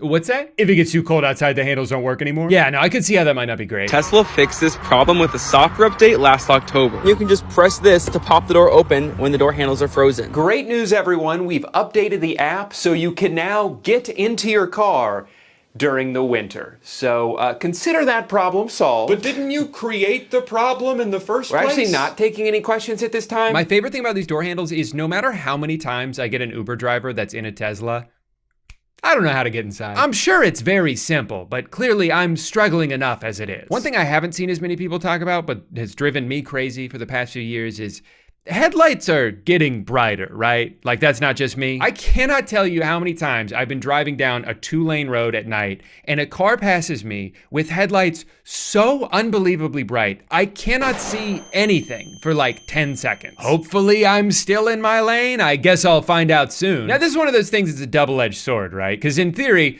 brighter headlights should make driving safer because visibility is improved. But I feel like it has to negate a little bit of the safety when those headlights don't just hit the road and instead shine directly into the eyes of oncoming drivers. I looked it up, and the two things that are causing this are, one, manufacturers using LEDs now instead of the softer and yellower halogen bulbs from the last couple decades. LEDs tend to be brighter and more compact, so they hit even harder when you're staring down the barrel of one. Oh, this one for sure. But the other reason for this is a byproduct of something that I think is in itself a problem, which is that cars are so much bigger now than they've ever been. So if you're driving a sedan in the opposite lane of a brand new Suburban, those lights are gonna have to go through your eyeballs in order to hit the road. There's something a little paradoxical about the safety of cars now, where they are much safer than they've ever been, while also posing more of a threat than they ever have. A brand new truck may have great safety ratings because it's twice as big as every other car around it, but now every other car around it has to worry about getting demolished by a truck that's twice as big as them. Pedestrian deaths in America have skyrocketed over the past decade, and I don't think it's a coincidence that that's happening while cars continue to get taller and heavier for mostly no reason other than because they can, because there's no regulations stopping them from doing it. And if a truck being way bigger than it needs to be is what convinces someone to sign up for a $1,200 a month car payment, why would those car companies have any incentive to stop? It's created this cycle where I think a lot of people feel like the only way forward is to fight fire with fire. Everyone else has a giant car, well, I guess I need to get one for myself. I remember seeing this post a few months ago where this guy talked about how lucky he was to have been driving in such a gargantuan SUV when he got in an accident because he and his family were able to walk away unharmed. And obviously, that's great that they're okay. This could have ended very tragically, and I'm happy that it didn't. But for someone to see this and their takeaway to be, see, this is why everyone should buy the biggest SUV they can because it's the only way to keep your family safe. You're not taking into account the fact that in a lot of cases, these giant trucks and SUVs are the danger. Since the introduction of SUVs, there has been a massive increase in what are called front overs, a person, usually a child, getting run over by an SUV by a driver who can't even see them. Over a 10-year period, over 500 American children were killed by being run over by SUVs. I mean, shit, why stop here? I think every American citizen should drive around in a military-grade tank. Yeah, we might run over a few more kids, but as long as they're not my kids, who gives a shit? Now, of course, I cannot make a video about cars that are bigger than they need to be, and dumber than they need to be, and more dangerous than they need to be, without talking about the one that lies squarely in the cross-section of that Venn diagram, the Tesla Cybertruck. Welcome to the Cybertruck unveil. It is literally bulletproof. Ultra hard stainless steel. Really hard. Of course, it will come with autopilot standard. Franz, could you try to break this glass, please? Oh my fucking god. So this awesome car, which looks like when you first boot up a video game and not all of the textures have loaded in yet, was announced a couple years ago as starting at $40,000. Fast forward to today. Anyone who is driving one of these right now, the bare minimum that I've seen any of them spend 100 grand. One of the biggest reasons for this absolutely bonkers price jump is this $20,000 foundation fee. That's right, there's an additional fee tacked on that is almost as much as what I spent on my entire car. So you're probably dying to know what that bonus gets you. Well, some people who paid for it don't even seem to know. $20,000 for it being a foundation series. Now, I don't know what that really means or anything, but yeah, I paid it because I wanted the truck. So at first I thought it was just that it says the word foundation on it, which would be really funny. But apparently most of what that fee is meant to be attributed to is the self-driving feature that you would otherwise have to pay a separate monthly fee to access. Of course, it will come with autopilot standard. Now, one tiny little thing to note about this feature is that it is not available yet, and no one can even hazard a guess as to when it will be. So as it currently stands, the only thing this $20,000 fee gives you is priority access to a car that's littered with problems. Oh shit. Oh, we already broke it. All right, so my Cybertruck is completely broken. My foot is on the floor and it's not moving. This gear selector at the top, it just dropped down. Something's going on with the windshield. What? I got all these warnings I never seen before. I'm trying to open up the trunk. It won't respond. I'm going back and forth trying to close it. It won't close. It won't close. It won't close. When the tailgate's down, the camera's showing you the street. I have had enough. At this point, I think I know more about manufacturing than anyone currently alive on Earth. I have to say, I have really enjoyed watching videos lately from people who may or may not be in denial about the absurd amount of money wasted on this stupid car. They'll make these update videos where they complain about so many things they hate about it, and then be like, and that's why it's a perfect car. And I have no regrets. This car is definitely worth the hype. This thing right here is a fingerprint magnet. I just got my car washed yesterday and there's still water spots. I noticed that my roof was starting to come off. Their navigation system sucks. It's rusting on the inside. It was like this when I picked it up. I definitely think it's worth $100,000. So included with the Foundation series, you get all weather floor mats, and if you look right up here, there's a little Cybertruck logo. Wait, did you say floor mats for all weather? Well, never mind then. They should have charged an extra $50,000. Sorry, I should be more sensitive. These people are going through enough right now. It's bad enough their car is falling apart, but they're also getting relentlessly bullied. Cyber clown trucks for stupid. Give it to the stupid clown to spend their life away. And this guy just said gay truck. That's like a truck owner's worst nightmare. I will say one thing I do really love about this car is that the rear view mirror doesn't work. Its view is completely obstructed most of the time. I mean, if you want, you can just look down at the screen at the rear view camera, but that also becomes useless if it gets even a little bit dirty. And isn't driving through dirt kind of the whole point of having a truck? That's all they do in commercials. Now, if off-roading is the thing you want to do in this truck, good luck, because it doesn't seem to know how to do that. My friend in the 4Runner wanted to take that incline challenge, and he killed. The Subaru also went up that incline. The Cybertruck did not make it up that incline. And once we got to about the middle of the incline, it would stop. We tried airing down to 30 PSI, but it still did not make it up the hill. Also, you're not gonna believe this, but part of his car broke while he was doing this. How does this keep happening? To be fair though, look how easily it navigates this puddle of mud. I mean, if I tried to drive through that in my old Civic, I literally would have drowned. But this truck can do things that I've never seen any vehicle do before. Yes, technically, this road is paved, but they're still in the woods. That's gotta count for something. This truly is the all-in-one vehicle. You can drive out in the middle of nowhere and sleep there if you want. It even comes with its own tent that you can attach to the back of the truck for an additional $3,000. Now, considering you can get a pretty big tent for like $100, you'd probably assume that this thing is decked out with premium features. No, it's just a tent. A 1-inch thin mattress, a couple of straps, a zipper that barely works. But since it's an official Tesla product, you know you're getting that signature high-quality engineering. Oh, that didn't sound good. It's broken. It even comes with a bicycle pump, so you can spend 10 minutes manually blowing it up. For $3,000, you should be able to hit a button and watch this thing assemble itself. It is crazy to me how much they're able to overcharge for the most basic shit. Cosmetically, this stainless steel, absolutely gorgeous. It does pick up the occasional fingerprint if you touch it at all. But as long as you don't get in the car or anywhere near the car, you've got nothing to worry about. And if it does get a little spotty, not a problem, just take it through a car wash. But if you do that, make sure you put it on car wash mode first, otherwise it'll break the truck and void your warranty. The Cybertruck does not work anymore. Listen to the noise this thing makes. That was a weird popping sound. So what did I do different? Today I went to the beach, took it through the car wash, make sure all the sand's off. Then I pulled it in the garage and nothing. This thing is practically invincible. You can hit it with a hammer. You can hit it with a shopping cart. But if it gets any bugs on it, you need to clean that off immediately or you will ruin it forever. The Cybertruck is also famously bulletproof for some reason, although I'm not really sure why they've made that one of the primary selling points. When you shoot a normal truck, the bullets go in one side, straight through, and out the other side. You cannot hide behind the vehicle to be safe, so it's something to keep in mind. Keep in mind for what? Who are you marketing this car to? John Wick? The things they chose to prioritize while making this truck are baffling to me. Who gives a shit that it's bulletproof if the material they had to use to make it that way makes it so razor sharp you cut your hand every time you open the door? Who cares how strong the interior is if it can't even get wet? They're calling it a car made for any planet. Guys, why don't we start with making it work on this one? As far as safety goes, I've seen conflicting reports about this. There's a crash that happened between a Cybertruck and a Toyota Corolla, and if you look at the photos from the accident, you might think, wow, this truck is invincible. It barely got a scratch on it. Meanwhile, the guy in the Corolla is probably seriously hurt, right?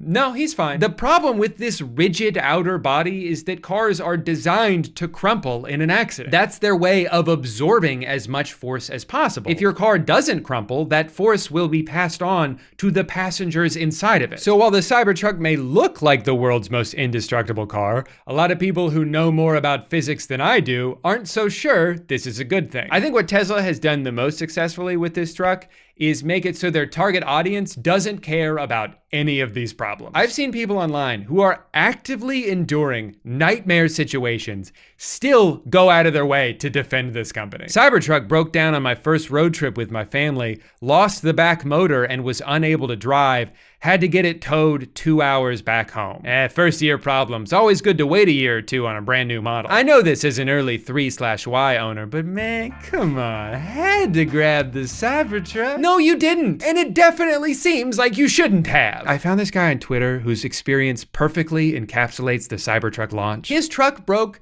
pretty much immediately. He got that patented flashing red critical service error, couldn't even drive it, had to pull over. Since then, it's been in the shop for weeks with no word on how long it's gonna take to fix. There's apparently at least 10 different things wrong with it. Wire harness needs replacement, ripple in windshield, driver's seat rubbing on center console, headliner sagging, chip and foundation series dashboard trim, mobile connector provided with Cybertruck not charging the truck past 6 amps, front misalignment, one side is higher, rear side arch misalignment sticking up. It could be another month before this guy gets his $100,000 car back. In the meantime, they're making up for all the trouble they've caused him by letting him borrow a regular Model 3 Tesla, which he himself described as being filthy with a strong, unpleasant odor that has persisted even after he went to the trouble of cleaning it inside and out. And it is fascinating to watch this guy, who has been absolutely fucked by Tesla, continue to go to war on Elon's behalf. People often criticize what they don't fully grasp, but the moment you take the wheel of a Cybertruck, everything changes. You'll quickly discover that all other trucks pale in comparison, becoming obsolete in the Cybertruck's shadow. Hey guys, it's been like 2 weeks since you took my car. Are you almost done fixing it, or? They've got it all twisted. Instead of comparing the Cybertruck to other trucks, they should compare the other EV truck's features and capabilities to those of the Cybertruck. Then it becomes clear just how superior the Cybertruck is and how the other trucks are stuck in the dinosaur era. Hey, my car has been in the shop for its entire life so far. Do you think I'm ever gonna be able to drive it again? While other trucks are busy playing catch up, the Cybertruck is already in the future, being the undisputed champion. Hating on the Cybertruck might get you more engagement and clicks, but I'll never fake it to make it. I love my Cybertruck. Really wish I could get my truck back this weekend. Still no update. Dude, if I was this guy, I would be furious. He has every right to be pissed off here, but he seems to be more mad at the people telling him he's been scammed than at the company that actually scammed him. I spent so much time this month watching videos of people driving this car and talking about this car and hating on this car, but at the end of the day, it's not fair for me to fully judge something that I've never even seen in person, let alone actually driven. Sure, I can pick and choose clips that fit the argument I'm trying to make, but can I really condemn something I've never even stepped foot inside? No. But then I found out there's an app you can use to rent other people's cars for a day, so I spent $700 to pretend I own a Cybertruck. Love that sound. This is my nightmare. Everything on this screen, nothing's here. I don't like how many buttons I have to press to like turn the AC off. For a truck as big as this is, I don't love how sensitive everything is. The steering wheel, you barely have to turn it. You don't need to brake. I instinctively, when I'm slowing down, I want to take my foot off the accelerator and brake, but it brakes when you let go of the accelerator, so it's like really jerky. I guess I would get used to that if I drove it more often, but so far it's just like, I feel like I'm really drawing a lot of attention to myself. Going to a Costco parking lot, probably a bad idea. Everyone is turning and looking. When I drive, I do not want to be perceived or looked at. That guy right there is stopping to look at us right now. Another Tesla is looking at us. He's like, ah, my big brother. When we got inside Costco though, something weird happened. People stopped looking at me. I had to get out of there as soon as possible. Look at all these normies. Only I'm in the Cybertruck.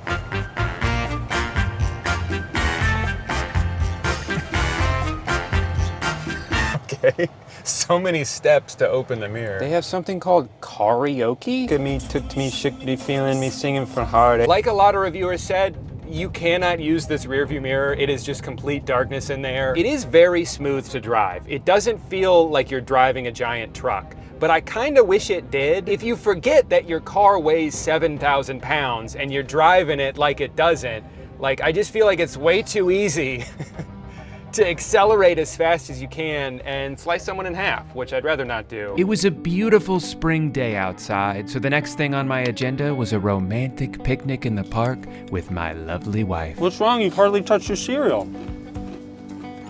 You don't want Cinnamon Toast Crunch, I got a banana instead. I've driven a little bit now. I'm pretty sure every time I've parked and gotten out so far, I've left the car on because I don't know how to turn it off. There's not like a button or anything. But I finally figured out, it's very intuitive. You hit this, and then was it safety, right? And then you scroll all the way down, and you want to scroll past Joe mode. Don't put it on Joe mode. Then you just hit power off, and then that's it.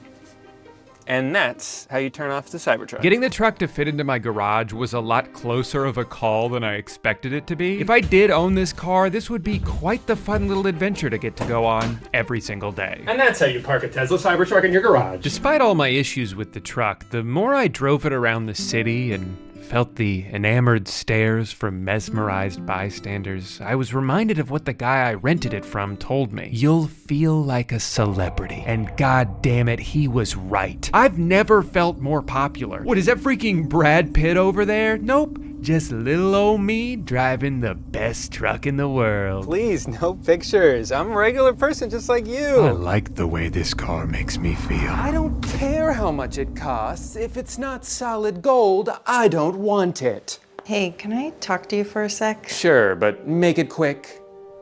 Ever since you've been driving that car, you've been acting kind of weird. How exactly do you mean? You're like a completely different person now. Oh, I see.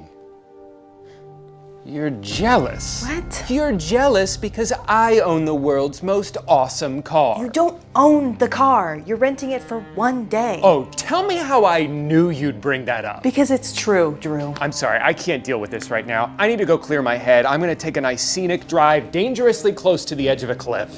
We interrupt this slow motion car montage with some breaking news. Somehow the Cybertruck just got even dumber. Tesla has officially recalled all 3,800 of the vehicles due to a problem with the accelerator pedal. Turns out the pedal has a cheap plastic cover over it that's been fastened on so poorly, it's sliding off, getting lodged under the piece in front of it, and causing drivers to go as fast as this stupid car can go. It held the accelerator down 100%, at full throttle. This is a real thing that's actually happening. We here at Channel 300 News urge you, if your husband is about to drive one of these death traps near or around a cliff, you must go stop him. His life could be in danger. Honey, I just saw on the news.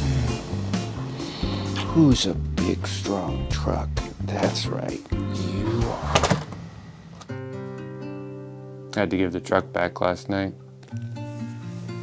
It was one of the hardest moments of my life. Technically, I still had a few hours left on the rental, but Amanda said she felt weird or something. I don't know, it's all a blur. Final thoughts on the truck. I think it should cost $1 million, and I wish it had 2 accelerator pedals and no brakes so I could drive twice as fast and never have to stop. Please subscribe.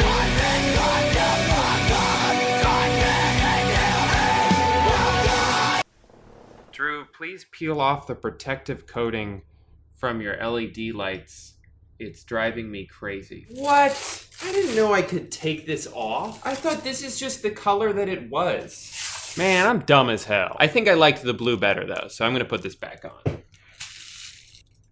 Perfect. The Dobre brothers. Everyone loves them, I assume, because they're always on the trending page. I am absolutely fascinated by the Dobre brothers and their career transformation. You remember watching them on Vine, and they would do like backflips in the grocery store and sort of piss off the people in the grocery store who assumed they wouldn't have to deal with twin boys doing backflips at the grocery store. I remember watching those Vines and seeing how popular they were and thinking, man, this sure is stupid. But I can at least take solace in knowing that when Vine dies, so will their careers. However, against all odds, that's not the case. The Dobre brothers are still succeeding and in fact thriving more than ever before on YouTube. And I understand that these guys have been talked about endlessly recently, especially with their music. So much so that you might look at a video like this and think, Drew, making a video about the Dobre brothers? Stop that. But the thing with these guys is there's just so much to talk about. There's so much content to sift through, and I'm gonna do my best to make sure that I talk about things that other people haven't talked about, or at least talk about them in different ways than other people have, because like I said, I'm fascinated by these guys.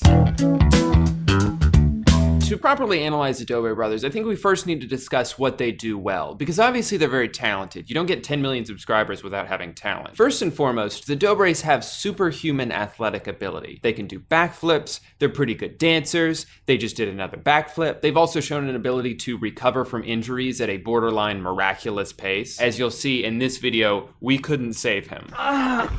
So being the responsible yet fun-loving adults that they are, the Dobres have set up a course in their property for, I guess, their dune buggy. I don't actually know what vehicle that is. They make it clear to point out the fact that they're all very competitive and they're good at driving, but anything can happen. And anything does happen, because while Lucas is driving his, he has a bit of an accident. 3, 2, 1, go! This whole thing is clearly not fake. It's definitely real. As you can see, they filmed the whole thing, and moments before the accident occurred, the drone died. Man, it just died. Ugh, hate when that happens. But we can trust them. It's obviously a real accident. You alright, bro? I'm good. They keep asking him what's wrong, and he finally says, it's my knees. What's my knee? Both my knees. Take it easy, man. Which is interesting because he's been putting all of his weight on his knees the entire time. But man, that's a tough injury for sure. I mean, I've never had something like that happen, but I imagine the recovery time for that's gotta be weeks, maybe even like a month, or, oh, it's the next day and Everything's fine? Oh, well, I guess there's that superhuman athletic ability I was talking about. This next video, the one that he's totally fine in the next day, is called Dog vs. Goat Gymnastics Challenge, and this has been on trending page for literally like 7 days now. In this video, you start to see more of what the Dobre brothers are good at, getting back to my original list. Something you'll notice in this is that these guys are masterful editors. You know, sometimes in a vlog, it can be tough to keep people's attention, so you have to throw in like good editing bits from time to time. They have a really funny bit in this video where there's no audio in this shot for some reason, and it goes on for like 12 seconds. But where the Dobre brothers really excel is as pranksters. These guys are masters of the prank. These guys have done every prank you could ever imagine. They've done scary clown pranks, they've done dropping their phone in water pranks, kissing pranks, pregnant grandma pranks, buying a plane prank, slime pranks, handcuff pranks, slime pranks, ball pit pranks. Did I mention slime pranks? These guys love slime. I'm gonna show you guys the highlights from all of these because there's great moments in every single one of them. But let's start with funny clown shower prank. This prank starts as any good prank should, with some undercover recon. So whichever one of the twins this is sends out a super secret and silent drone to do some discreet spying on the other twin. A foolproof plan so far, but god damn it, he sees the drone. How could he have noticed such an incredibly loud object flying inches from his face? Oh well, looks like this operation is gonna have to continue on foot. Can I just interject here to say how much I love the idea of trying to prank someone inside a giant glass house? There's so many shots in this video and in all the videos of like the cameraman and someone else pressed up against a huge window as if like they're not visible from the inside. You have to have the worst peripheral vision in the world to be standing next to a window and not notice a colorful human-sized clown getting into the window next to you. Like, you don't hear it, you don't see it. How is that possible? Hurry up! Because all of these videos are stretched out to exactly 10 minutes long, all of these shots like can't be condensed because then they wouldn't be long enough. So you have shots like this where he's like, shh, shh, don't say anything, you know, thumbs up, like, and pointing, like, look, the guy's over there. Yeah, we know, we see him. Can you just get to the prank, please? I'm dying to see this prank. I love the timing on this. After all of this planning and buildup, the cameraman comes into the room way before the brother reveals himself as a clown. So the initial prank is just like, haha, I'm filming you. What are you doing? And there's just like this awkward part where the cameraman is waiting for the brother to reveal himself so he's not just like being this weirdo who's just filming this naked boy. What are you doing? Just wait. What are you doing? Oh, what? You thought you could rub lotion on yourself in the Dobre house without getting disturbed? No. Here's another good prank. I trapped my twin brother inside a giant bubble ball. What's up, guys? I'm gonna trap him in a big giant ball so he can never get out. He can never get out. Lucas, if you're watching this, you're never gonna get out of the ball. Lucas, if you're watching this from inside the ball, you're never getting out of that ball. I'm gonna trap him in there and keep him there. All right, let's do it. I love that he's going through the logistics again of his incredibly simple plan. Okay, I'm gonna put him in the ball, but then what? Oh yeah, then he's gonna stay inside the ball. What's up, Lucas? What are you guys doing? We're both gonna get in this ball. So the conceit of this prank is that they're gonna get inside the ball together, and they're both okay with the idea of getting into this ball together and like flopping around the pool. But then the prank is that the one brother isn't gonna get in the ball. He's gonna get in the ball and then get out of the ball, and the other guy's gonna be stuck in there. That's a classic. That's classic. Like any good prankster, the Dobres are not afraid to repeat a successful prank. Something they've done not once, not twice, but 3 different times is push a sleeping family member into a body of water. So the first time they did this prank was on one of the brothers, Marcus. This one is almost conceivable. They drag his bed from his room like 25 feet outside to the pool. It's almost believable. Or at least it would be almost believable if it wasn't raining outside, they didn't make so much noise, and if they didn't put a shirt over his face. Think he's ever gonna wake up? Probably never at this rate. I think he's dead. Because nobody is this heavy of a sleeper Except, of course, their mom, because they did this again. It was so successful when they did it to Marcus, they decided, let's up the ante by like 1,000. We'll do it to our mom. And this time, instead of like dragging her 20 feet into a pool, we're gonna take her from her hotel room, out the door, down the hallway, down the elevator, through the lobby, and then across like half a mile to get to the ocean where the sun is like beaming down on her face the entire time. These videos leave me with so many questions, like, look at this door. How are they gonna get through the door? Let's wait and see how they get through the door. Oh, they're just gonna cut to when they're outside the door and not show the process of getting through the door? Makes sense. There's people around talking, there's cars driving around, there's the sound of the ocean because they're by the ocean. But then the moment she's in the water, that's when suddenly something triggers and she wakes up. Nothing woke her up before. It was just like suddenly floating on the water, which I would think would actually be more relaxing than being carried by 4 adult men. That's when it finally clicks that she's in the ocean, and oh, she falls, and the dad falls, and everyone falls, and it's fine. I have to be honest, I knew it was a prank.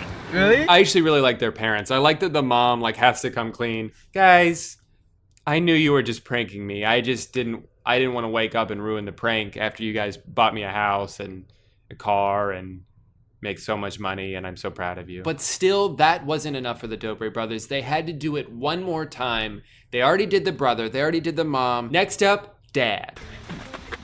Why does everybody in this family sleep on an air mattress on top of another mattress? Okay, so this time, I think they realized, or maybe they saw the comments that were like, this is obviously fake. So they're like, okay, we're gonna put big noise canceling headphones on his ears so he can't hear anything. That's great, he can't hear anything. But I would say of the 3 senses that are going to alert your body to wake up, sound might even be the last one. Perhaps it would be the feeling of your entire family dragging you through the grass, putting you into the back of a truck, or even more so, sunlight directly hitting your face. I love when another car drives by and they just kind of like stop and giggle at each other for a second, probably thinking like, nothing, just doing a prank. We're just doing a prank. I know it looks like we might be disposing of a dead body. It's just a prank. And then they throw him into a river where he immediately wakes up.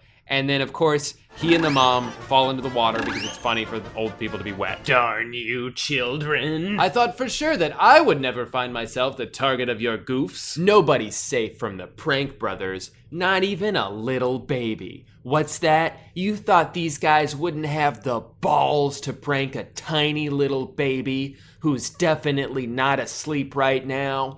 Think again. This prank is legendary. They go to a balloon store, they buy like 15 balloons, and then they strap them to an unsuspecting tiny little baby. Get wrecked, baby. And then, as you probably expected, they let go of him and he floats up into the sky where we can only assume he took on a brand new life among the birds. Just kidding. Of course they don't actually let go of him. Not because he'd float up into the sky like a cartoon, but because he and the 15 balloons strapped to him would instantly fall to the ground.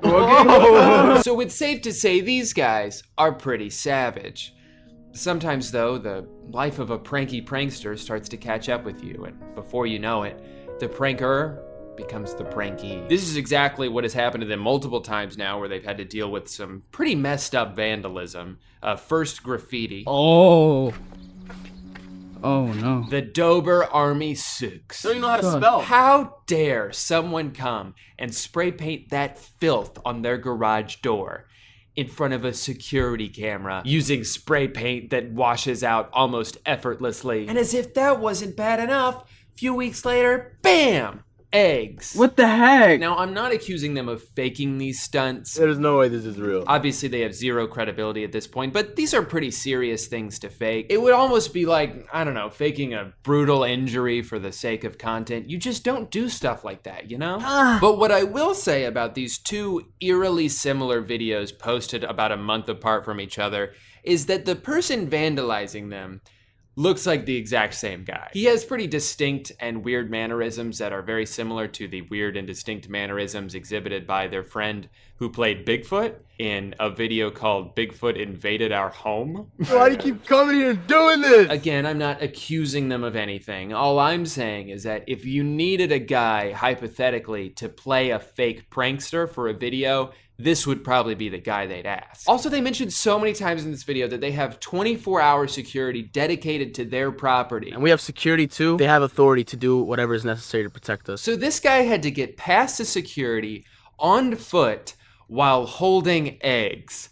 Those security guards must suck. I got a bunch of eggs. I'm here to see the daubers. Oh yeah? These aren't for throwing. I'm gonna eat them. Oh, okay, you're good to go. We can't clean this. How are we gonna clean like all this? He's right. I mean, what are 4 able-bodied adult men gonna do about a few eggs? They can't clean that up. They're not capable of cleaning that up. But I mean, this is the same guy who started this video by saying he doesn't know how to use the camera. Take the camera, bro. I don't know how to operate this thing. Just shows that money can't buy everything. Bye-bye. So that's the Dobre brothers, masters of prank and pretty much nothing else. Honestly though, if you guys want to know my real opinion on these guys, because they are like stupid popular right now, I think they're pretty harmless. As far as overly successful and rich YouTubers go, they could be a lot worse. I just find them entertaining, honestly, and they're not really doing anything wrong. I mean, obviously they fake their pranks, but like, am I outraged that they're faking their pranks? No, because everything on YouTube is fake at this point. I know I spent a long time talking about how fake their pranks are, but I just do that because I think it's funny how little effort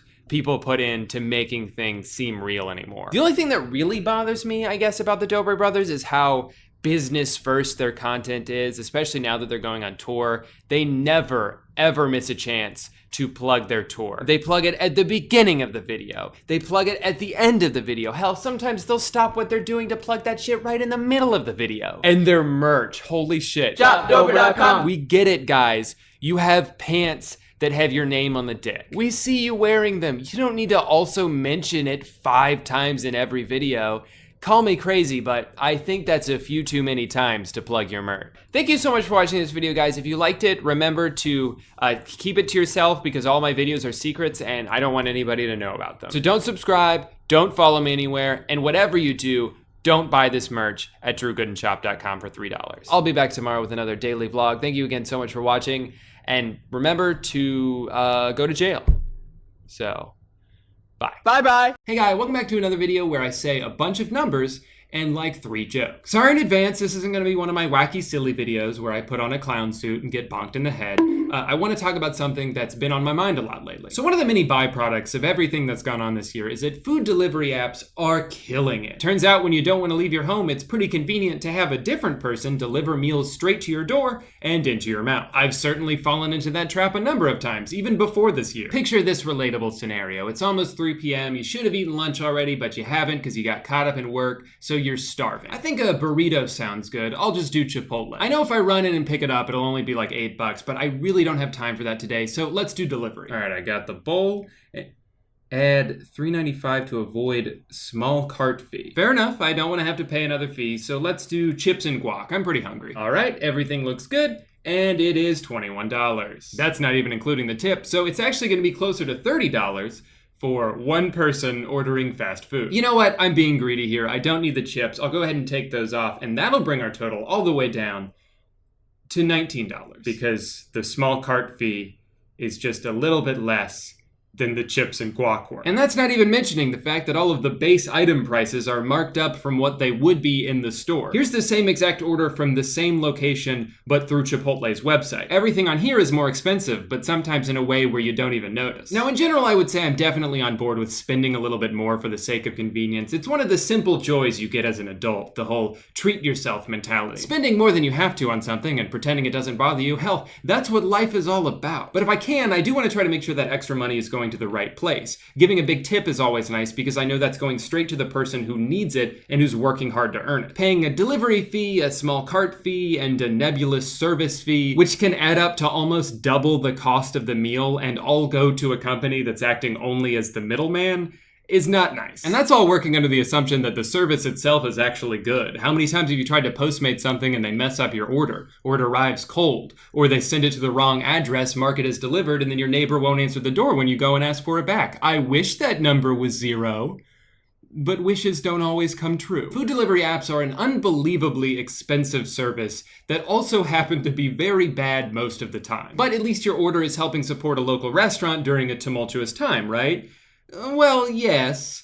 Sort of. Because for all the service fees and extra charges that get thrown onto the customer, almost none of that goes back to the restaurant itself. In fact, the number varies from city to city and depending on which app you're using, but some restaurant owners have reported that DoorDash has charged as much as 40% commission on orders placed through their app. As it is, restaurant margins are extremely thin. You have food costs, employees to pay, a building to rent. It's just a really difficult industry to succeed in, and when these middleman delivery apps come in and take a huge cut, it can be devastating. Now, at this point, I think the reasonable response that a lot of people have is, well, okay, if these delivery apps are so bad to work with, if they take such a big cut, why do the restaurants keep using them?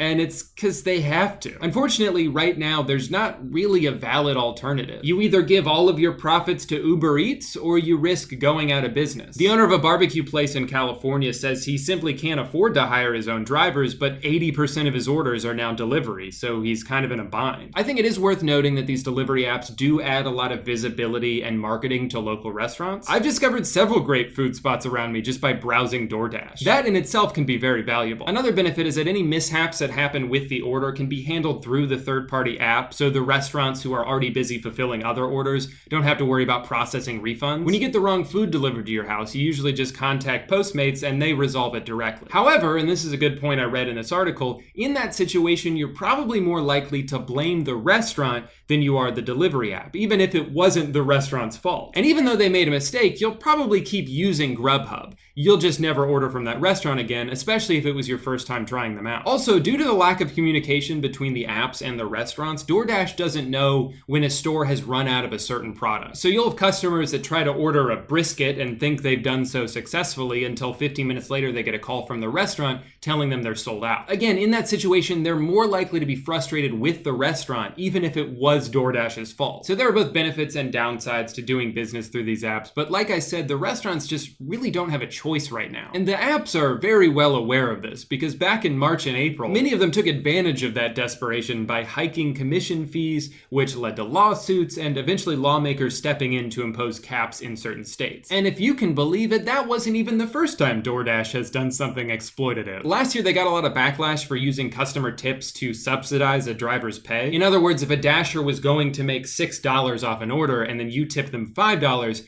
they'd still make $6, but your tip just came out of what DoorDash was going to pay them. So in a way, you're almost tipping DoorDash itself there, even though their tipping policy is that 100% of a tip goes directly to the driver. Just another example of how sometimes words can be both true and totally false at the same time. I think they have since changed this policy. I saw articles saying they did, but I've still seen recent comments from drivers mentioning this, so I'm not actually 100% sure. Regardless, it's always better to try and tip in person with cash if you can, because it'll maximize how much the drivers are getting paid, and we're trying to support them here, not the giant corporation. Here's something crazy though. In spite of the fact that they charge these exorbitant fees and come up with very creative ways to dish out as little money as possible, DoorDash has still lost $150 million this year. I'm almost in disbelief as to how that's possible, but I guess they're taking a page out of Hard Rock Nick's playbook. You gotta spend money to lose money. Now back on the topic of delivery drivers, it seems like each app has its own pros and cons that can make it frustrating or even less profitable to work with. And even with all the resources available online, it's pretty hard to figure out which one is the best. Postmates just not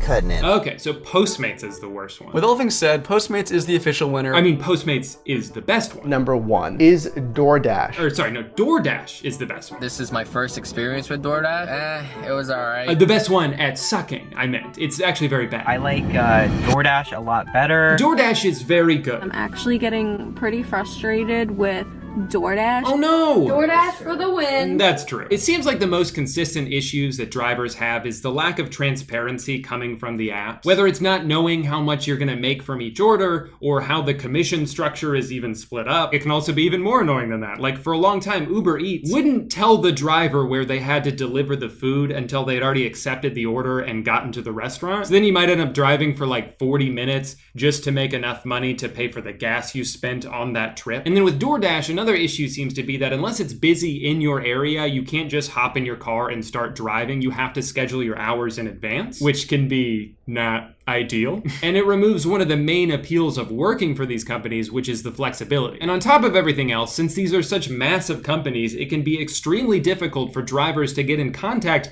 with the company they work for. Postmates seems to be the most notorious for this. Sometimes a driver will go to pick up an order from a restaurant only to find out it's closed. And instead of paying them at least something for their time like the other apps do, Postmates is just like, sorry.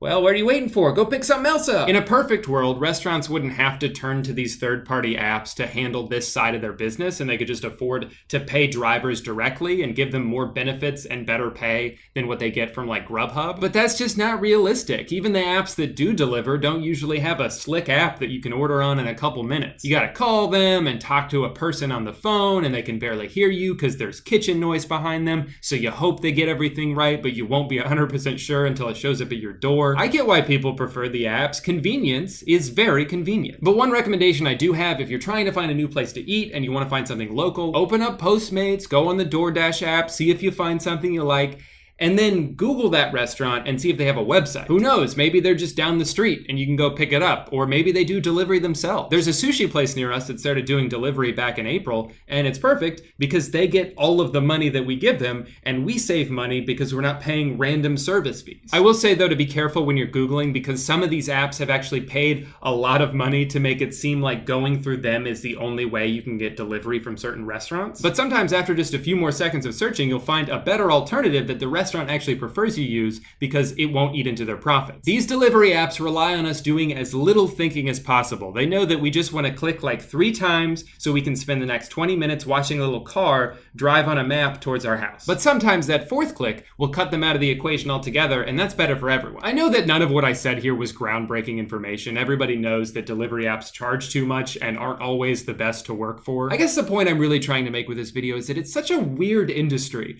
because it's absolutely necessary, and yet no one's really benefiting from it. The consumers need it, which is why we're willing to pay extra service fees. The restaurants need it, which is why they're willing to pay extra service fees. And the delivery apps profit off both of those things while somehow still losing millions of dollars every month. Maybe a lot of this will level off eventually, I don't know. I'm sure a lot of that money goes to marketing. If you've ever seen a commercial that seems to be just for food in general, it's probably DoorDash. But another big chunk of their profits went towards something highly controversial, which was convincing Californians to support a legislature that lets them avoid treating their drivers like employees. I have seen drivers on both sides of this argument. A lot of them say they should deserve benefits like employer health insurance and paid sick leave, while some of them don't mind being treated like a gig worker because it comes with so much flexibility. Regardless, when a bunch of companies spend $300 million on propaganda so they don't have to treat their drivers better, it's kind of a red flag. And between that and the opportunistic price gouging, it makes it really tough to feel good about supporting these apps, especially when, like we talked about, you have to pay more money, the restaurants have to pay more money, and these delivery apps might all go bankrupt anyway. I guess I shouldn't be totally surprised. There's this whole side of Silicon Valley that I will never understand, where you have a company that's valued at $12 billion,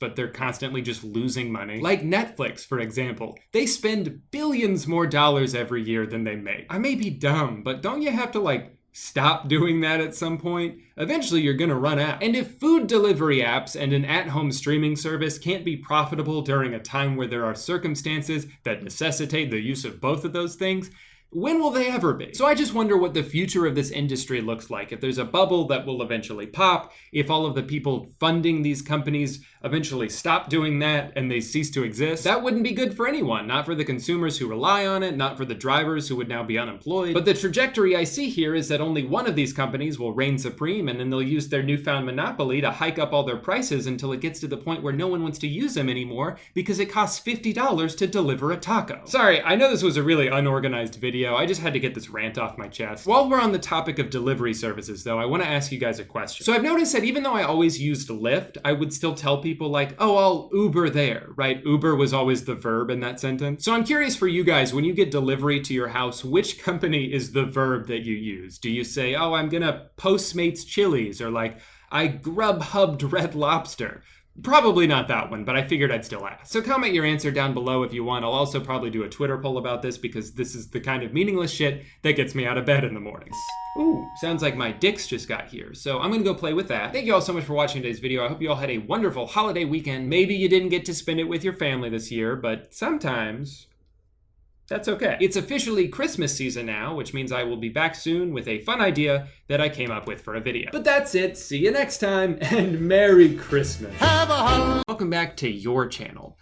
Remember a few years ago when life hacks were starting to take over the internet, and they would range anywhere from pretty useful to how much free time do you think I have? Well, lately life hacks have been evolving so chaotically that I'm actually kind of scared now. Like, I don't know what it is about this egg spray contraption, but watching it makes my bones hurt. There's such a menacing aura here. I feel like no one should be able to wield this much power, except for me. I'm making eggs. So anyway, after eating my delicious and nutritious breakfast, my brain pooped out an idea for a video. So I went on Twitter and had you guys send me some of the most bizarre life hacks that you've seen lately. And today I will be sitting down with my wife, who's been asleep for the past 3 months, and we're gonna be trying some of them out and then ranking them on a scale that I came up with. Let's do this. Hi. Oh. Hi. You can put that glass pumpkin on your head the entire time? It's ceramic. Or ceramic. Equally breakable. My point still stands. It's fall. I am allowed to wear this on my head if I want to. Okay. You're right. I just hope that you don't have to nod or feverishly shake your head at any point, because these life hacks are pretty bad. You're going to want to say no to them. So, as I discussed in the intro, today we will be ranking some life hacks. Some of them we will be testing out ourselves. Some of them we will not be because they're just total abominations and no one should attempt to recreate them. So my scale for this will be extremely useful, good, but way too time consuming, didn't work, what the fuck, and never talk to me again. Would you say that you eat a lot of pistachios? Well, 5 Minute Crafts has come up with a brand new way to enjoy pistachios without all the hassle.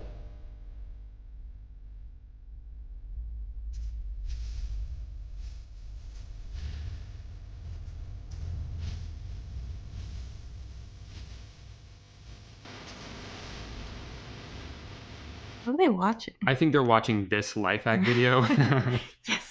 Oh, I did it right. I get that, like, to eat a pistachio, you want to have a second bowl to put the shells in, but, like, you already need one bowl for this. Instead of cutting open, who thought of this? I'm all for reusing stuff, but Not in this way. I've already burned myself making one of these videos. Why not slice a finger off while I'm at it? I always feel like we should say don't try this at home, but we're literally doing a tutorial that basically is telling you to do it at home. Yeah, and they don't have any warnings. It's made for at-home trials. Not that you were gonna do this anyway, because we're the only people dumb enough to attempt this, but you know, it's worth saying. No, works perfect. Still need this cup though. True. It's all warped. Now it's gonna have pistachio residue in it. My clothes are gonna smell like nuts. Does it have to be that exact shape? The thing is, it doesn't matter how big this hole is, because you're just opening up the side to use the entire rest of the container. So this could just be the size of a pistachio and you squeeze it through every time. So where do you store this when you're done with it to use it for next time? In the laundry room, next to your regular detergent. Let's make a little door. Yeah, knock knock, who's there? Nuts. All right, dig in. Well, I forgot about the phone part, so maybe we'll just put that there.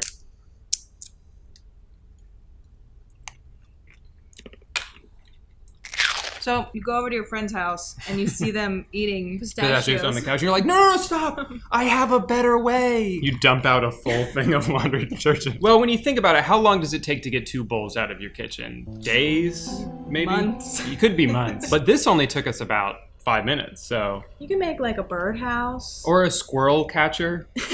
Put nuts in as bait. Got him. And then we feed him to Bim Bim. So here is the next one.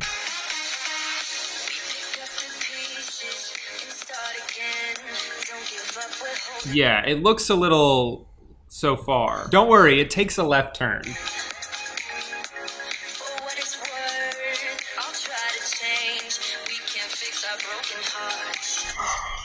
Wait, why'd he cut a hole and put it there? Because it's romantic. So obviously I'm not gonna recreate this because we're already married, but let's just say hypothetically, I was going to propose to you if I did it like this What would you say? No. Yeah, okay, that's fair. I'm gonna say Never talk to me again. So this video is 5 Minute Crafts on Facebook. It's called How to Survive into the Wild for Urbanites. Vital hacks for sudden camping. You know, when you find We gotta go camping now. Suddenly, I'm camping. When you're suddenly camping and you're not prepared, you might accidentally step into a puddle. But there's a solution.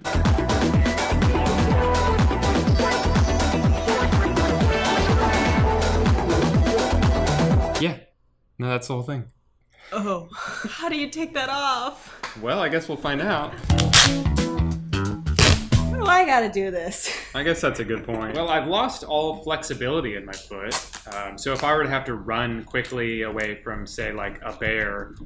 Yeah, you probably shouldn't keep this on long so you don't lose circulation or anything. Now, it looks stylish, of course, and it's very hard to walk in, but the real test is going to be if my sock stays dry. Let's see what happens. Uh-oh, stepped in a puddle. Oh, no. Oh, yeah. All right. Now, take it off. Yeah, no, my sock's all wet. It is. So you still get wet feet and wet socks, and you have to put on and take off duct tape. But we'll always cherish the time we spent together. That one's just didn't work. Duct tape is good for many things. A makeshift shoe is not one of them. So remember when we went on that long road trip a couple years ago and we would take turns sleeping in the car, but it was so uncomfortable? 5 Minute Crafts has come up with a brilliant solution.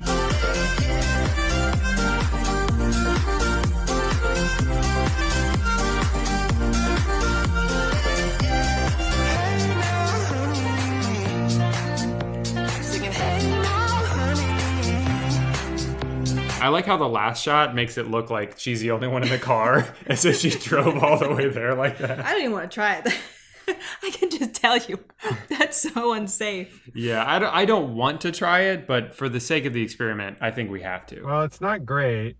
I can't really see, and it hurts my neck, and my face is getting really sweaty, and it's not really making me want to fall asleep because of all those things. So I would say don't do this. Big no from me. So this one, probably not going to try this one out, but just had to share this with you.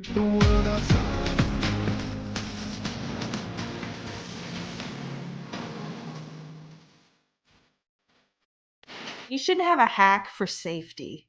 Right. Why spend thousands of dollars on a life vest when I can just make my own? Because you might die, and the human life is priceless. This one is somewhere in between WTF and Never Talk to Me Again. Maybe That's Never WTF. Talk to Me Again, just because if someone tries to do this, they will never talk to you again because they're going to be drowned in the lake that they were swimming in.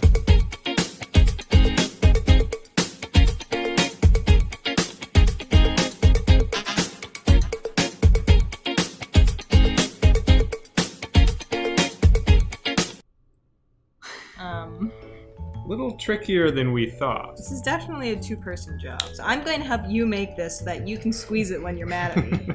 Exactly.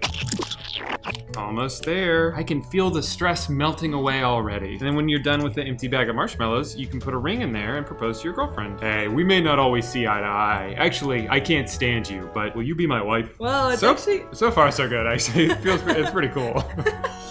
Here's another life hack. And then pop it like a piñata and all the kids get the marshmallows off the floor. It's not too bad. But we have to try the stress test. Honey, you left the toilet seat down again? You know how hard it is for me to have to lift that up and put my hands on the gross little seat and get pee-pee all over my hands and all over the seat and all over the ground and all over the wall. That's probably the best one so far. Yeah, I got to eat marshmallows. So that is gonna go in extremely useful.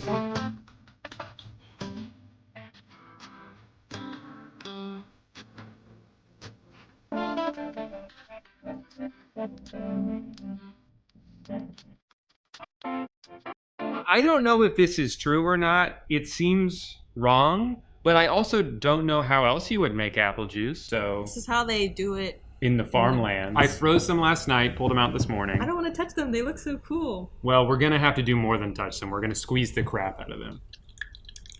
What? Is it? The liquid coming out is very white. I think it's just like the condensation from being frozen. It smells like apple juice. Yeah, it does. All right, bottom up.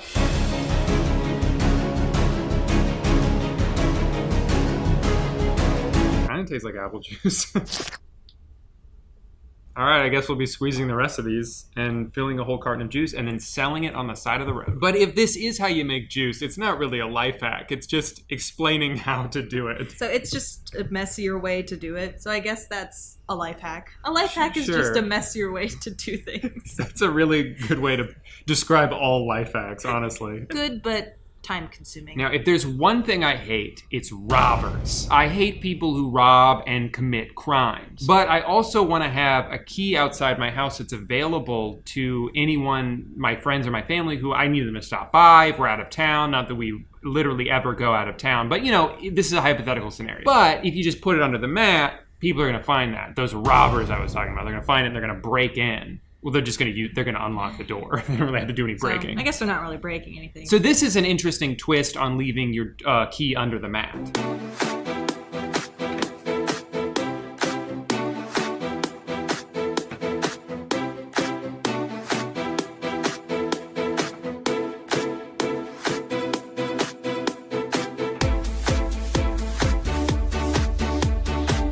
So yeah, you put grass on a key basically, and then you stick it in your you seem intrigued. It's not terrible. The person who sent this to me said how to lose your own keys on purpose. Yeah, because when they zoom out, it's like, shit. You're spending like 2 hours on your hands and knees trying to find it. I don't know if any of these categories actually work for this, because it's not time consuming. Well, maybe it's time consuming if you lose it and it takes you 2 hours to find it. So just for it being good, I'll go ahead and put it there. Spinning like a broken record for a play. No! I like the perfectly positioned woman in the back is like, which, you know, points out the absurdity of this. It's like they're admitting if you do this, people are going to look at you like you're crazy. So she just drops her pants. And what is she paying for? She Yeah. just stops in the middle of running and pulls her pants down and just pays someone off screen. I'd like to continue running outside. Who just accepts the money, no questions asked. Well, wouldn't you? This seems trustworthy. Hell, I'll put it in my pants. What do you think? I'm kind of thinking WTF. Well, I would say never talk to me again, but if you're giving me money while you're doing that, I'll talk to you a couple more I'll talk to times. So we'll say WTF. So then finally, this one is going to require probably the most work.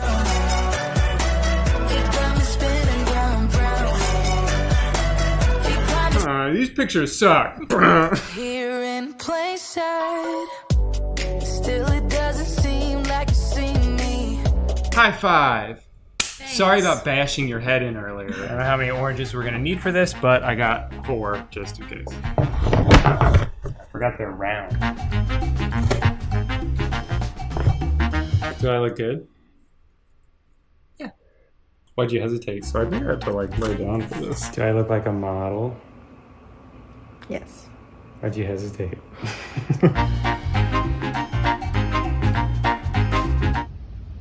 This is a bad time to tell you I'm allergic to oranges. This is awesome. What would you rate this? Without even seeing the picture? Yes. Well, I would say extremely useful without seeing the picture, but I don't know how bad it's gonna look. How's your experience? Smells like oranges, like a lot, and my face is kind of wet. All right, moment of truth. I have a giant mark on my forehead now, but it'll be worth it because this will be a very good picture.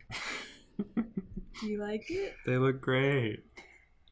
They look so good. That is our definitive tier list, I suppose, of 2020 life hacks. Well, you put them into the categories, but they're either dangerous, Yeah. wasteful, absolutely absurd. 1% of them are decent. That's kind of just the general rule of life hacks. Yeah. What was that you said earlier? A life hack is Sure. just a messier way to do things. Very well said. Well, guys, Gooden family, signing off once again, wishing you a happy birthday. Oh boy, that was fun. And I didn't even get injured this time. Thank you guys for watching today's video. If you're new here, please subscribe. I'm trying to hit 1 billion subscribers by the end of 2017. Well, anyway, I'm kind of on the run from the law. Long story, but if anyone asks, I wasn't here. I'll see you guys next week. Yes, guys, I know exactly what you're thinking right now. Drew, you can make a video about anything in the world, anything at all, and you've chosen to make 2 consecutive videos about the Paul brothers. I get it, I know. I understand that in doing so, I'm sort of part of the problem. I'm helping perpetuate their fame, even if I'm talking about them in a negative way. But I wholeheartedly believe this will be the last video I ever make about Jake Paul. The last video I made will be the last video I ever make about Logan Paul, and I implore you guys to hold me to that. But yeah, so today I'm going to be talking about Jake Paul's recent business endeavor that he created called Edfluence. He first announced this in his New Year's video titled, "Here's Why 2017 Was the Best Year of My Life." Now on its own, this is actually kind of a funny video. It's just like from start to finish, or at least from start to the point I finished, which was about a third of the way through. It's just a brag fest. Here's what I bought, here's all the money I have, here's my nice car. One of the hilarious tidbits in here is when he mentions how he wrapped up his second and final season on the Disney Channel to, quote, focus on other acting jobs. So I could focus more on other acting jobs. Sure, that's one way to put it. You could also say that he got fired, and you'd be more correct if you said it that way. So after he lists like the 30 things that he's done this year that he's very proud of, he transitions into his big announcement for Edfluence. I literally think I have one of the best jobs on the earth. I get to do what I want, where I want, with who I want, and make a lot of money doing it. And so I wanted you guys to be able to do it too. So in 2017, guys, I spent hours and hours and hours developing something I call Edfluence. So he just spent the last minute, well actually he spent the last 6 minutes kind of building up to this, because by bragging about all the things he was able to buy and the things he's able to do, and then transitioning into being like, look, I live a great life, you know that. Oh wait, I think there might be a way for you to live the life that I've showed off to you. Edfluence is a course that you guys can take right now online. How to do social media, secrets, tips, tricks, all things that have taken me years to master. You could even potentially be able to join Team 10 if you take this course. Okay, I'm intrigued.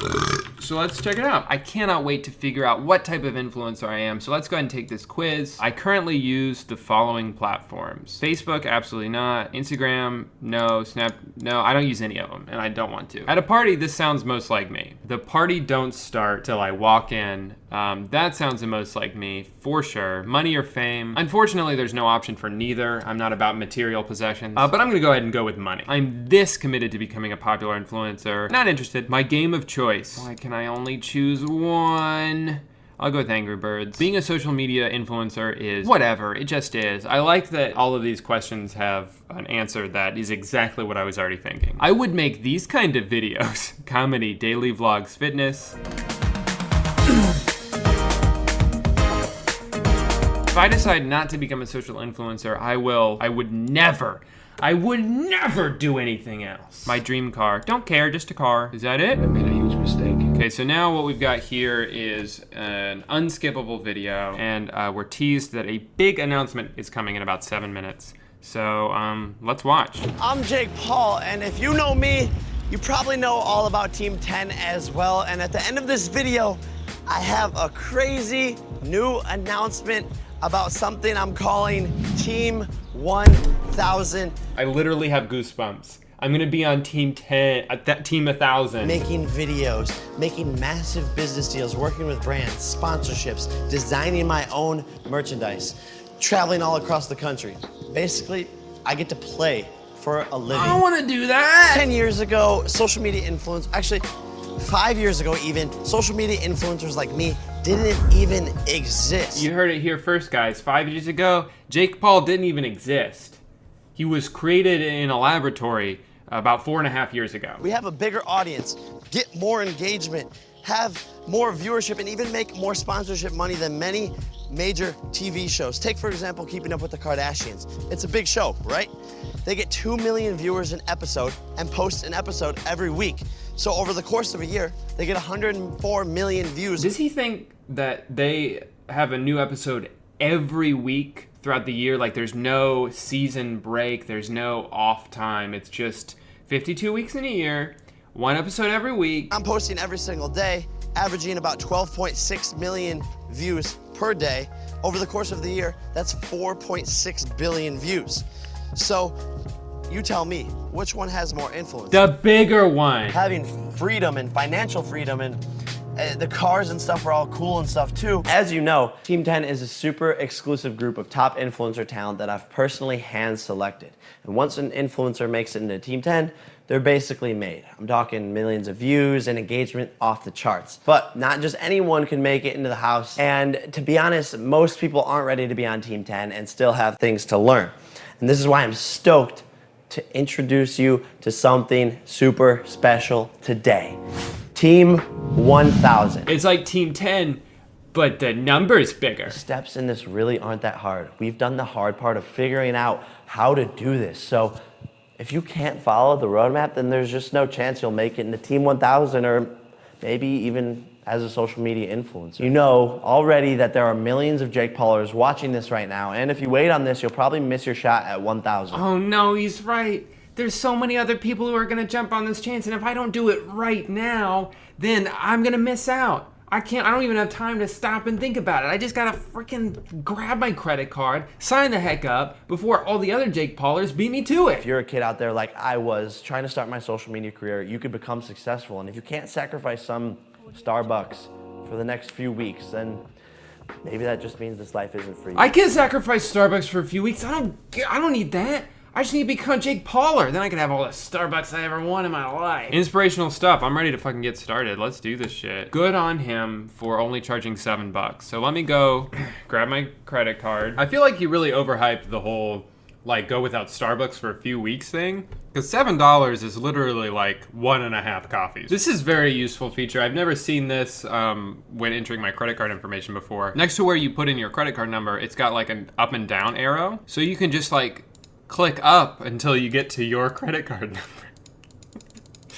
Great. Yeah, this is gonna take a while. You're purchasing an Inner Circle one-time charge of $7. That's not so bad. All right, so here we go. It took him 5 years. I'm gonna figure out in like 2 days because I'm gonna zip through this shit. I'm noticing though over here on the left that this is chapter 1, but chapter 2, 3, 4, 5, 6, oh my God, all these chapters are locked? Do I have to watch them? Hey! What's up, guys? Jake Paul here, and I'm so stoked that you took action and picked up the roadmap to 1000. Join Jake's Inner Circle. I thought I already did. It said one-time purchase, $7 for Inner Circle. But now if I want to join his Inner Circle, I have to pay $57. Oh. That's a lot of Starbucks. Hold up! The Inner Circle is the only place to get the secret strategies that Team 10 used and still uses to get and keep attention, build our audience, and become top social media influencers. Do you want to see what's in the Inner Circle? Yeah, that's why I paid $7. This is so fucked up. Here's what I'm picturing is a kid has just watched this. He's a huge Jake Pauler. He watches a video. He's like, oh, my dreams will come true. I just need to get the roadmap. And he sees $7. That's nothing. So he asks his mom for her credit card number. She puts it in because it's like, okay, $7 to, you know, learn how to become like your whatever. Parents don't give a shit, right? Maybe she watched the video too and she's like, okay, yeah, sure. That seems reasonable. So she puts in her credit card information. He pays the $7 and then immediately is asked to pay $57. But here's the best part. The parent has already put in their credit card information. So you don't have to put it in again. You just click one box and you just charge your mom's card another $57. You don't even have to get her permission at this point. There's absolutely no part of me that thinks it would be a smart decision to spend another $57. But I set out to do something today. My mission was to join Team 10, and I'm not gonna let a small road bump followed by a much bigger road bump get in my way. Dear God, I'm sorry for what I'm about to do. Please forgive me. Love, Drew. My card was declined? What? Holy shit, guys. I just got a text from American Express. It was a fraud alert. So I wonder if this has happened so many times now with parents calling and being like, I didn't authorize this purchase. I authorized the first one, but not the second one. Maybe this is like an immediate red flag for the credit card companies. That is hilarious. It seems I have been gifted a second chance. Someone out there was looking down on me and said, Drew, don't be an idiot. Do not give this guy $57. I'm gonna give you one more chance to not do that. And, well, I'm gonna blow that chance. Success! You may now continue viewing the members-only content. Welcome to Team 1000, bitches! We made it. I'm not gonna bother with chapter 1 because I already had that, and if I only watch chapter 1, then why did I just spend $57? So I'm gonna skip around. Let's go to chapter 12. All right, what type of content should you post on YouTube to get the most hits? Holy shit. Oh, hey! Didn't even see you guys there. Sorry, I'll put this YouTube mug away, but it is kind of ironic that we are talking about YouTube. Chapter 13. Oh, sorry about that, guys. It's actually chapter 12. Come on, Jake, what are you doing? Sorry, Jake, there's a lot of chapters. All right, Jake, let's do this. What is up? People paid $64 for this. That was like the first one I watched, and he's like stumbling over his words. Oh, this is perfect. This video is 17 minutes long. Why did I do this? Why am I doing this? What? No one forced me to do this. This is my idea. I thought this would be fun. I thought this would be funny. It's neither of those. It's miserable. And now I have to explain to my wife why I used our kids' college fund. What I have found works the best within the videos are drama, stories, crazy things like pranks. Slow down, Jake. Animals. I can't keep up with you, Jake. Comedic stuff. And stuff. Also like sad stuff. Stories or sad stuff. That's good. I'm I'm learning so much already. The more content, the more views, the more people clicking into your channel, the more subscribers that you're getting, the more money that you're making, so that you can spend even more time on making videos, which helps your videos do better. And so guys, be consistent, stick to a schedule, don't go away from it. One thing that you could do is... All right, I like this one. How to close deals when working with brands. Oh, you're what, Mom? You're watching this Edfluence course? Oh my gosh, you're blowing up, Mom? Oh my gosh, yeah, I know, because everything in this course is right. You should follow it. Click. Here you go. Cool.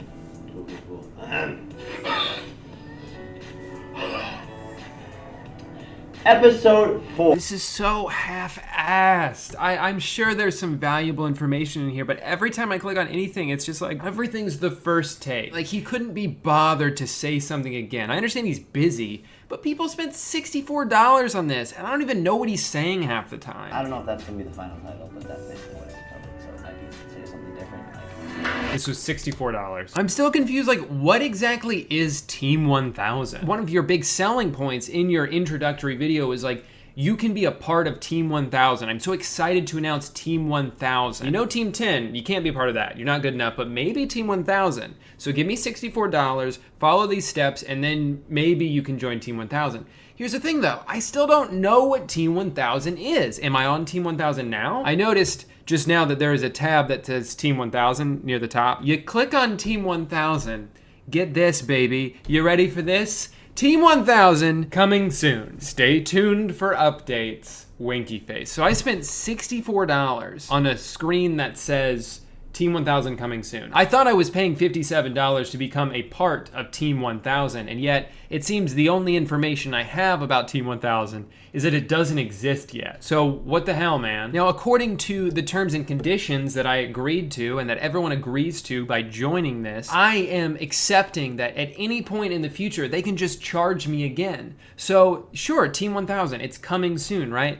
But who's to say that when it does come out, they don't automatically charge my card again? They have my credit card on file. I got an immediate fraud alert, which I don't know if that happens to you guys a lot. I have never in my life gotten a fraud alert from using a credit card on any website. And I've bought things from weird websites before. I've traveled without calling my credit card company. Like I'll be in Florida one day and then in New York the next day using my credit card and I'll never get a phone call. That is so funny to me that this has clearly been problematic for people and for parents, I assume. I think in conclusion, Edfluence is just one more example that kind of proves the point I tried to make in my last video, which is that Jake and Logan, their number one goals in life are to one-up each other in terms of getting people to pay attention to them. And they both simultaneously seemed to run out of ways to do that.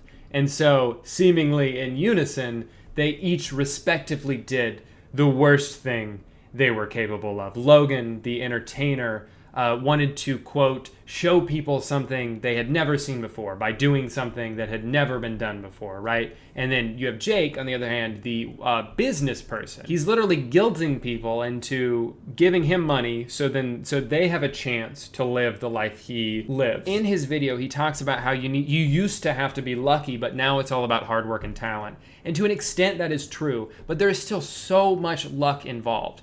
And for him to say, you have to do this if you want to be successful like me. Well, there's plenty of people who are successful on YouTube that didn't pay him $64. It's not even impressive manipulation, right? These kids spend every day watching his videos, dreaming of living the life that he lives, to the point where so many kids don't even have reasonable aspirations in school anymore, because it's just like, oh, I'm just gonna be a famous YouTuber like Jake Paul. I want to be like Jake Paul when I grow up. When it's so fucking unrealistic to live that life. And for him to just take advantage of that and basically say, for a couple of bucks, I'll tell you how I do it. You can be a part of Team 1000, which doesn't exist. It's easy to do that shit. In his introductory video, he's just driving around, showing off all the things he has, he's telling you all the money he makes. Everything's very vague, though.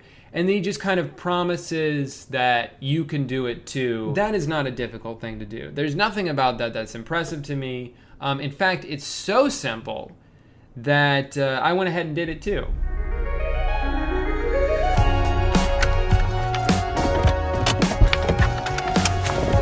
Yo, what is up, little stinkers? My name is Drew Gooden, but you already fucking knew that, cause I'm famous as fuck. Welcome to my place. Just taking Mr. Honda out for a little spin, for a little joy ride. You know, something we do when you're famous like me. Welcome home. Let's take a look around. Here's a little something you may not know about me. Even though I've only been famous on YouTube for a few months now, I've already made exactly $1 million from my videos. Don't believe me? Yeah. You think I could afford a place like this without having exactly $1 million in my bank account? Not a chance. Let's take a look around.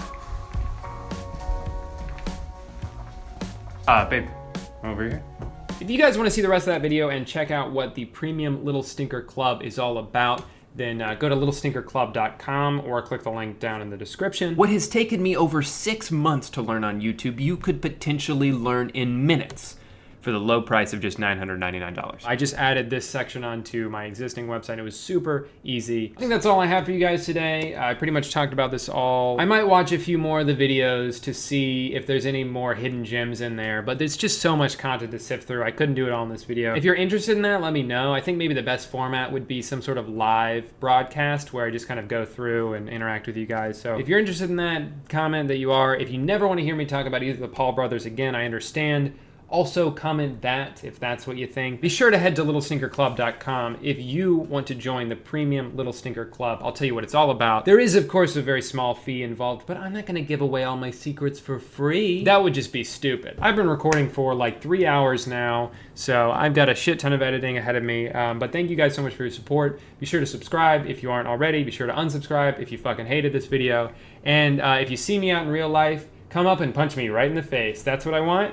And please do that. So take it easy, guys, and I will see you next week.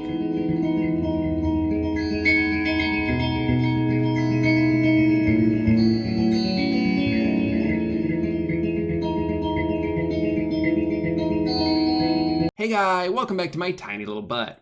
One of the first commentary videos I ever made was about a Facebook magician named Rick Lax, who exploded onto the scene by tricking millions of normies into thinking that he was reading their mind, when really he was just doing math. Now, for a long time, Rick had completely disappeared off my radar until a few weeks ago when he went viral on Twitter with some pretty insane new tricks. For some reason, all of them involved pouring Red Bull on top of other things. I suppose by now he's run out of simple math tricks to do, so he's moved on to chemistry? I don't know, seems a little random, but he does possess magic, so I will not doubt him. I'd like to think that most people watching these clips would stop it halfway through and say out loud, this is fake news, I'm watching a lie. But scrolling through the comments on Facebook where, holy fuck, this has 178 million views, you can see a lot of people buying into it without much thought, which is par for the course. This is Facebook. This is really eye-opening stuff. I never thought energy drinks could be so harsh. I'm never drinking energy drinks ever again. Indeed, it is eye-opening. Eye-opening Facebook, and now eye-closing Facebook. But you know what? I've clowned enough on Rick in the past. I'm gonna give him the benefit of the doubt here. So while I was planning my last video, I decided, you know what? I'm already doing all this DIY shit. Might as well pick up a couple of Red Bulls and take it upon myself to recreate Rick's wacky homemade science experiment. Only then can we prove once and for all that magic is real and Rick is hoarding it all to himself. To the table!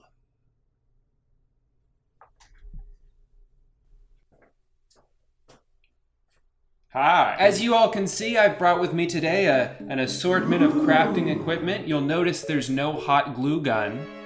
Thank God. Instead, I just have a 12-pack of Red Bull, which I never buy or drink, but I did today just for this video, and a bunch of other shit that is about to get doused in Red Bull. So this will be exciting. The table is very short. I would stand like this, but I don't have the leg strength to maintain this for more than about 7 seconds. Whoop, and we're done. All right, so there are 5 specific energy drink life hacks from this video that we're gonna be attempting today. For each one that is successful, I will be awarding 1 point. If they are all successful, that's 5 points. Actually, the point system is arbitrary, I'm now realizing. But if they all work, and I was wrong about doubting Rick, then I promise to send a message to him on Facebook apologizing for this video, as well as the other one I made about him, and I will retract every negative thing I've ever said about Rick Lax.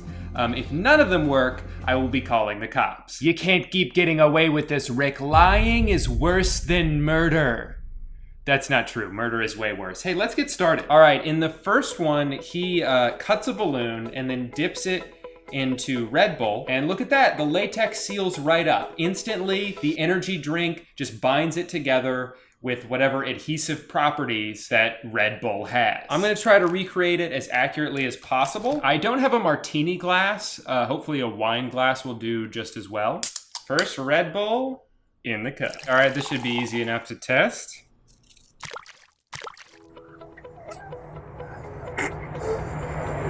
Let's try another dip. I think you have to do it twice. He didn't say that, but that's what I'm assuming.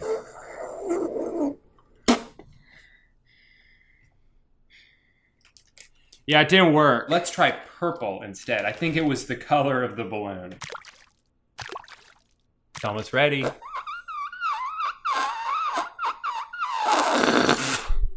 Yeah, it's not working. Don't worry, guys. That was just a fluke. I think the other 4 are definitely gonna work. This is Rick freaking Lax we're talking about here. He's never lied to anybody. All right, so for this one, spray fruit and vegetables with cooking spray. And would you look at that? I have fruit and vegetables. I'm sure I could just reuse the wine glass for this, but for maximum authenticity, I will be using a cup, because that's what he says. I don't want to change any variables here. This is science we're working on.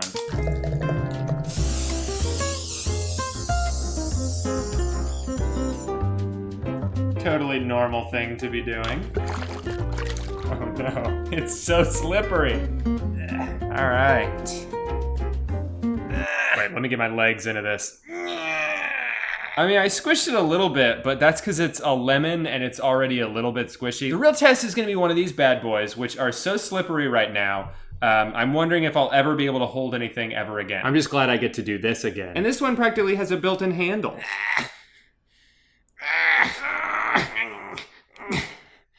You know what I just thought of? What if Rick's pranking me? What if, to get revenge for the other video I made about him, he made this video knowing I would see it, my curiosity would take hold, and then I'd end up filming myself in my kitchen squeezing a bunch of slippery phallic vegetables. If so, good job, Rick. I'm putting these in the trash. I just washed my hands for like 2 minutes and they're still slippery. So for this next one, we're gonna get to do a little bit of cooking. This should be fun. They ask you how you are, and you just have to say that you're fine when you're not. Comment below your favorite type of egg. Wait, what's supposed to happen at the end? Okay, they don't look stretchy yet, but we do have some kind of reaction going on here with the Red Bull. Why does it feel like I shouldn't be doing this? Oh, because I shouldn't? Yeah, that makes sense. I'm gonna go ahead and turn it off because it's definitely been 3 minutes and I don't know what kind of volcano is erupting. burnt Red Bull. Okay, well, I can tell you by looking at them that they're not stretchy, but of course the only way to find out if something is stretchy is by stretching it, so. Here we go. Ow, it's hot. Ow, it's hot. Ow, it's hot. You guys ever seen someone hold an egg yolk before? This is the grossest thing I've ever done, and I never want to do it again. And that's the end of the sentence. Yeah, now I'm definitely sure that Rick is pranking me. You know what? I'm actually going to give this one half a point. It didn't work quite as advertised, but the eggs are still technically stretchy. But then I'm going to subtract an entire point for making me have to clean this shit up. Fun fact, my mother-in-law is coming to visit in like 2 hours, and Amanda's gonna be pretty mad at me if it still smells like Red Bull and eggs. All right, the good news is there are no more eggs. The bad news is my hammer is about to get very sticky. Okay, seems simple enough. Good thing I came prepared.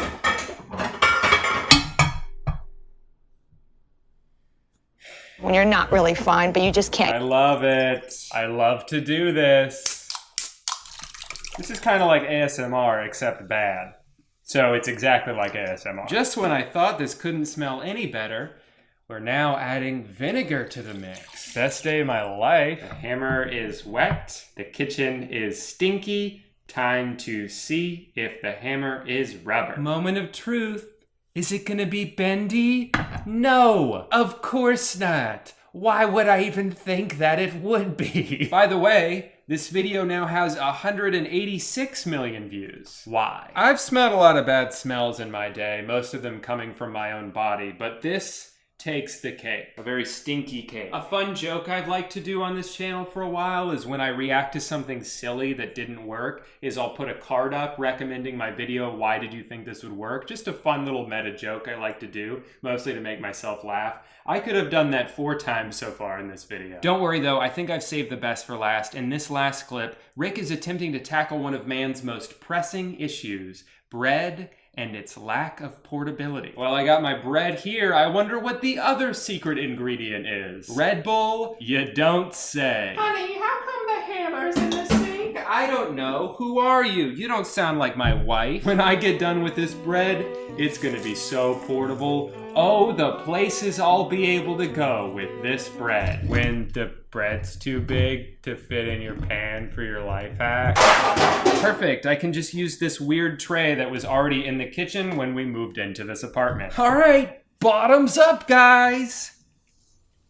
Not only can I take my bread with me anywhere now, but it's gonna be all soggy and taste like the worst drink. That relatable moment when you regret your choice. Coat both sides. Yeah, good point. I'd hate not to be thorough. Now the moment of truth. I'm gonna take my wedding ring off because right now I don't deserve to be married. Oh, it's really working, guys.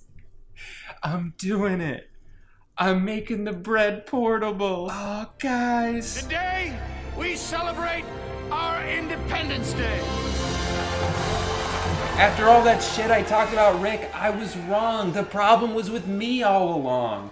Not this video. This works perfect. I can take this bread to a museum. I could take it to the beach. I could eat this bread anywhere and everywhere, and that's what I'm gonna do. Thanks, Rick. You guys wanna hear my theory as to how this one kind of worked?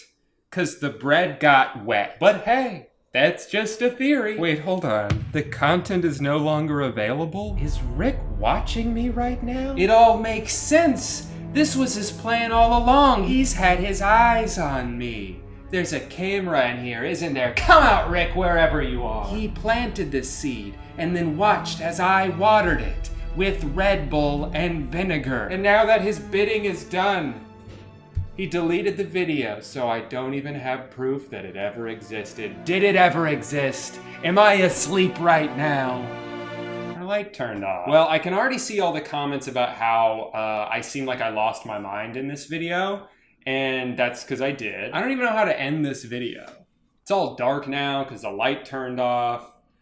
It still stinks in here. Well, guess the only thing I can do is eat the bread. All right, thanks for watching, guys.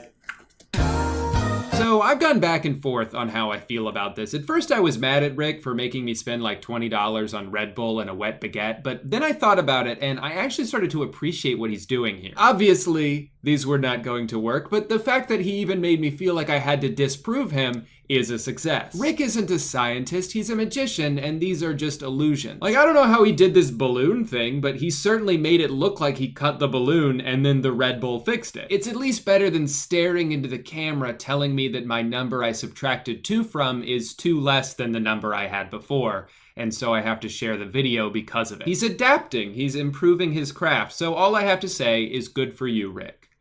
But then I thought about it some more and I got mad again. This fucking hammer was just rubber the whole time. That's why he's barely tapping these cans. This vegetable was just rubber the whole time. These eggs are, oh wait, I guess those are real eggs. Just kidding, because he cut to a news shot where he replaced them with rubber eggs. Come on, Rick, you're like 40 years old and you're playing with kids' toys pretending that you did magic just so you can go viral on Facebook? It's not all bad though. There are some positive stories to come out of this. I read this very inspirational message in the comments. Don't underestimate the power of energy drinks. These are my before and after pictures from when I never drank them to when I drank 3 a day. It was a lot of hard work and positive thinking too, so the energy drinks can't take all the credit. And these are the pictures. Well, I hope we all learned a valuable lesson today about how you can't believe anything you see on the internet because all of it's a lie. Except for, and I'm so glad I make my clone do all the brand deals for me, so I never have to advertise anything. Well, thank you guys so much for watching this video. I hope you enjoyed it. Remember to give a thumbs sideways if you are indifferent about it, and I'll see you tomorrow with another video about cleaning my feet. Bye!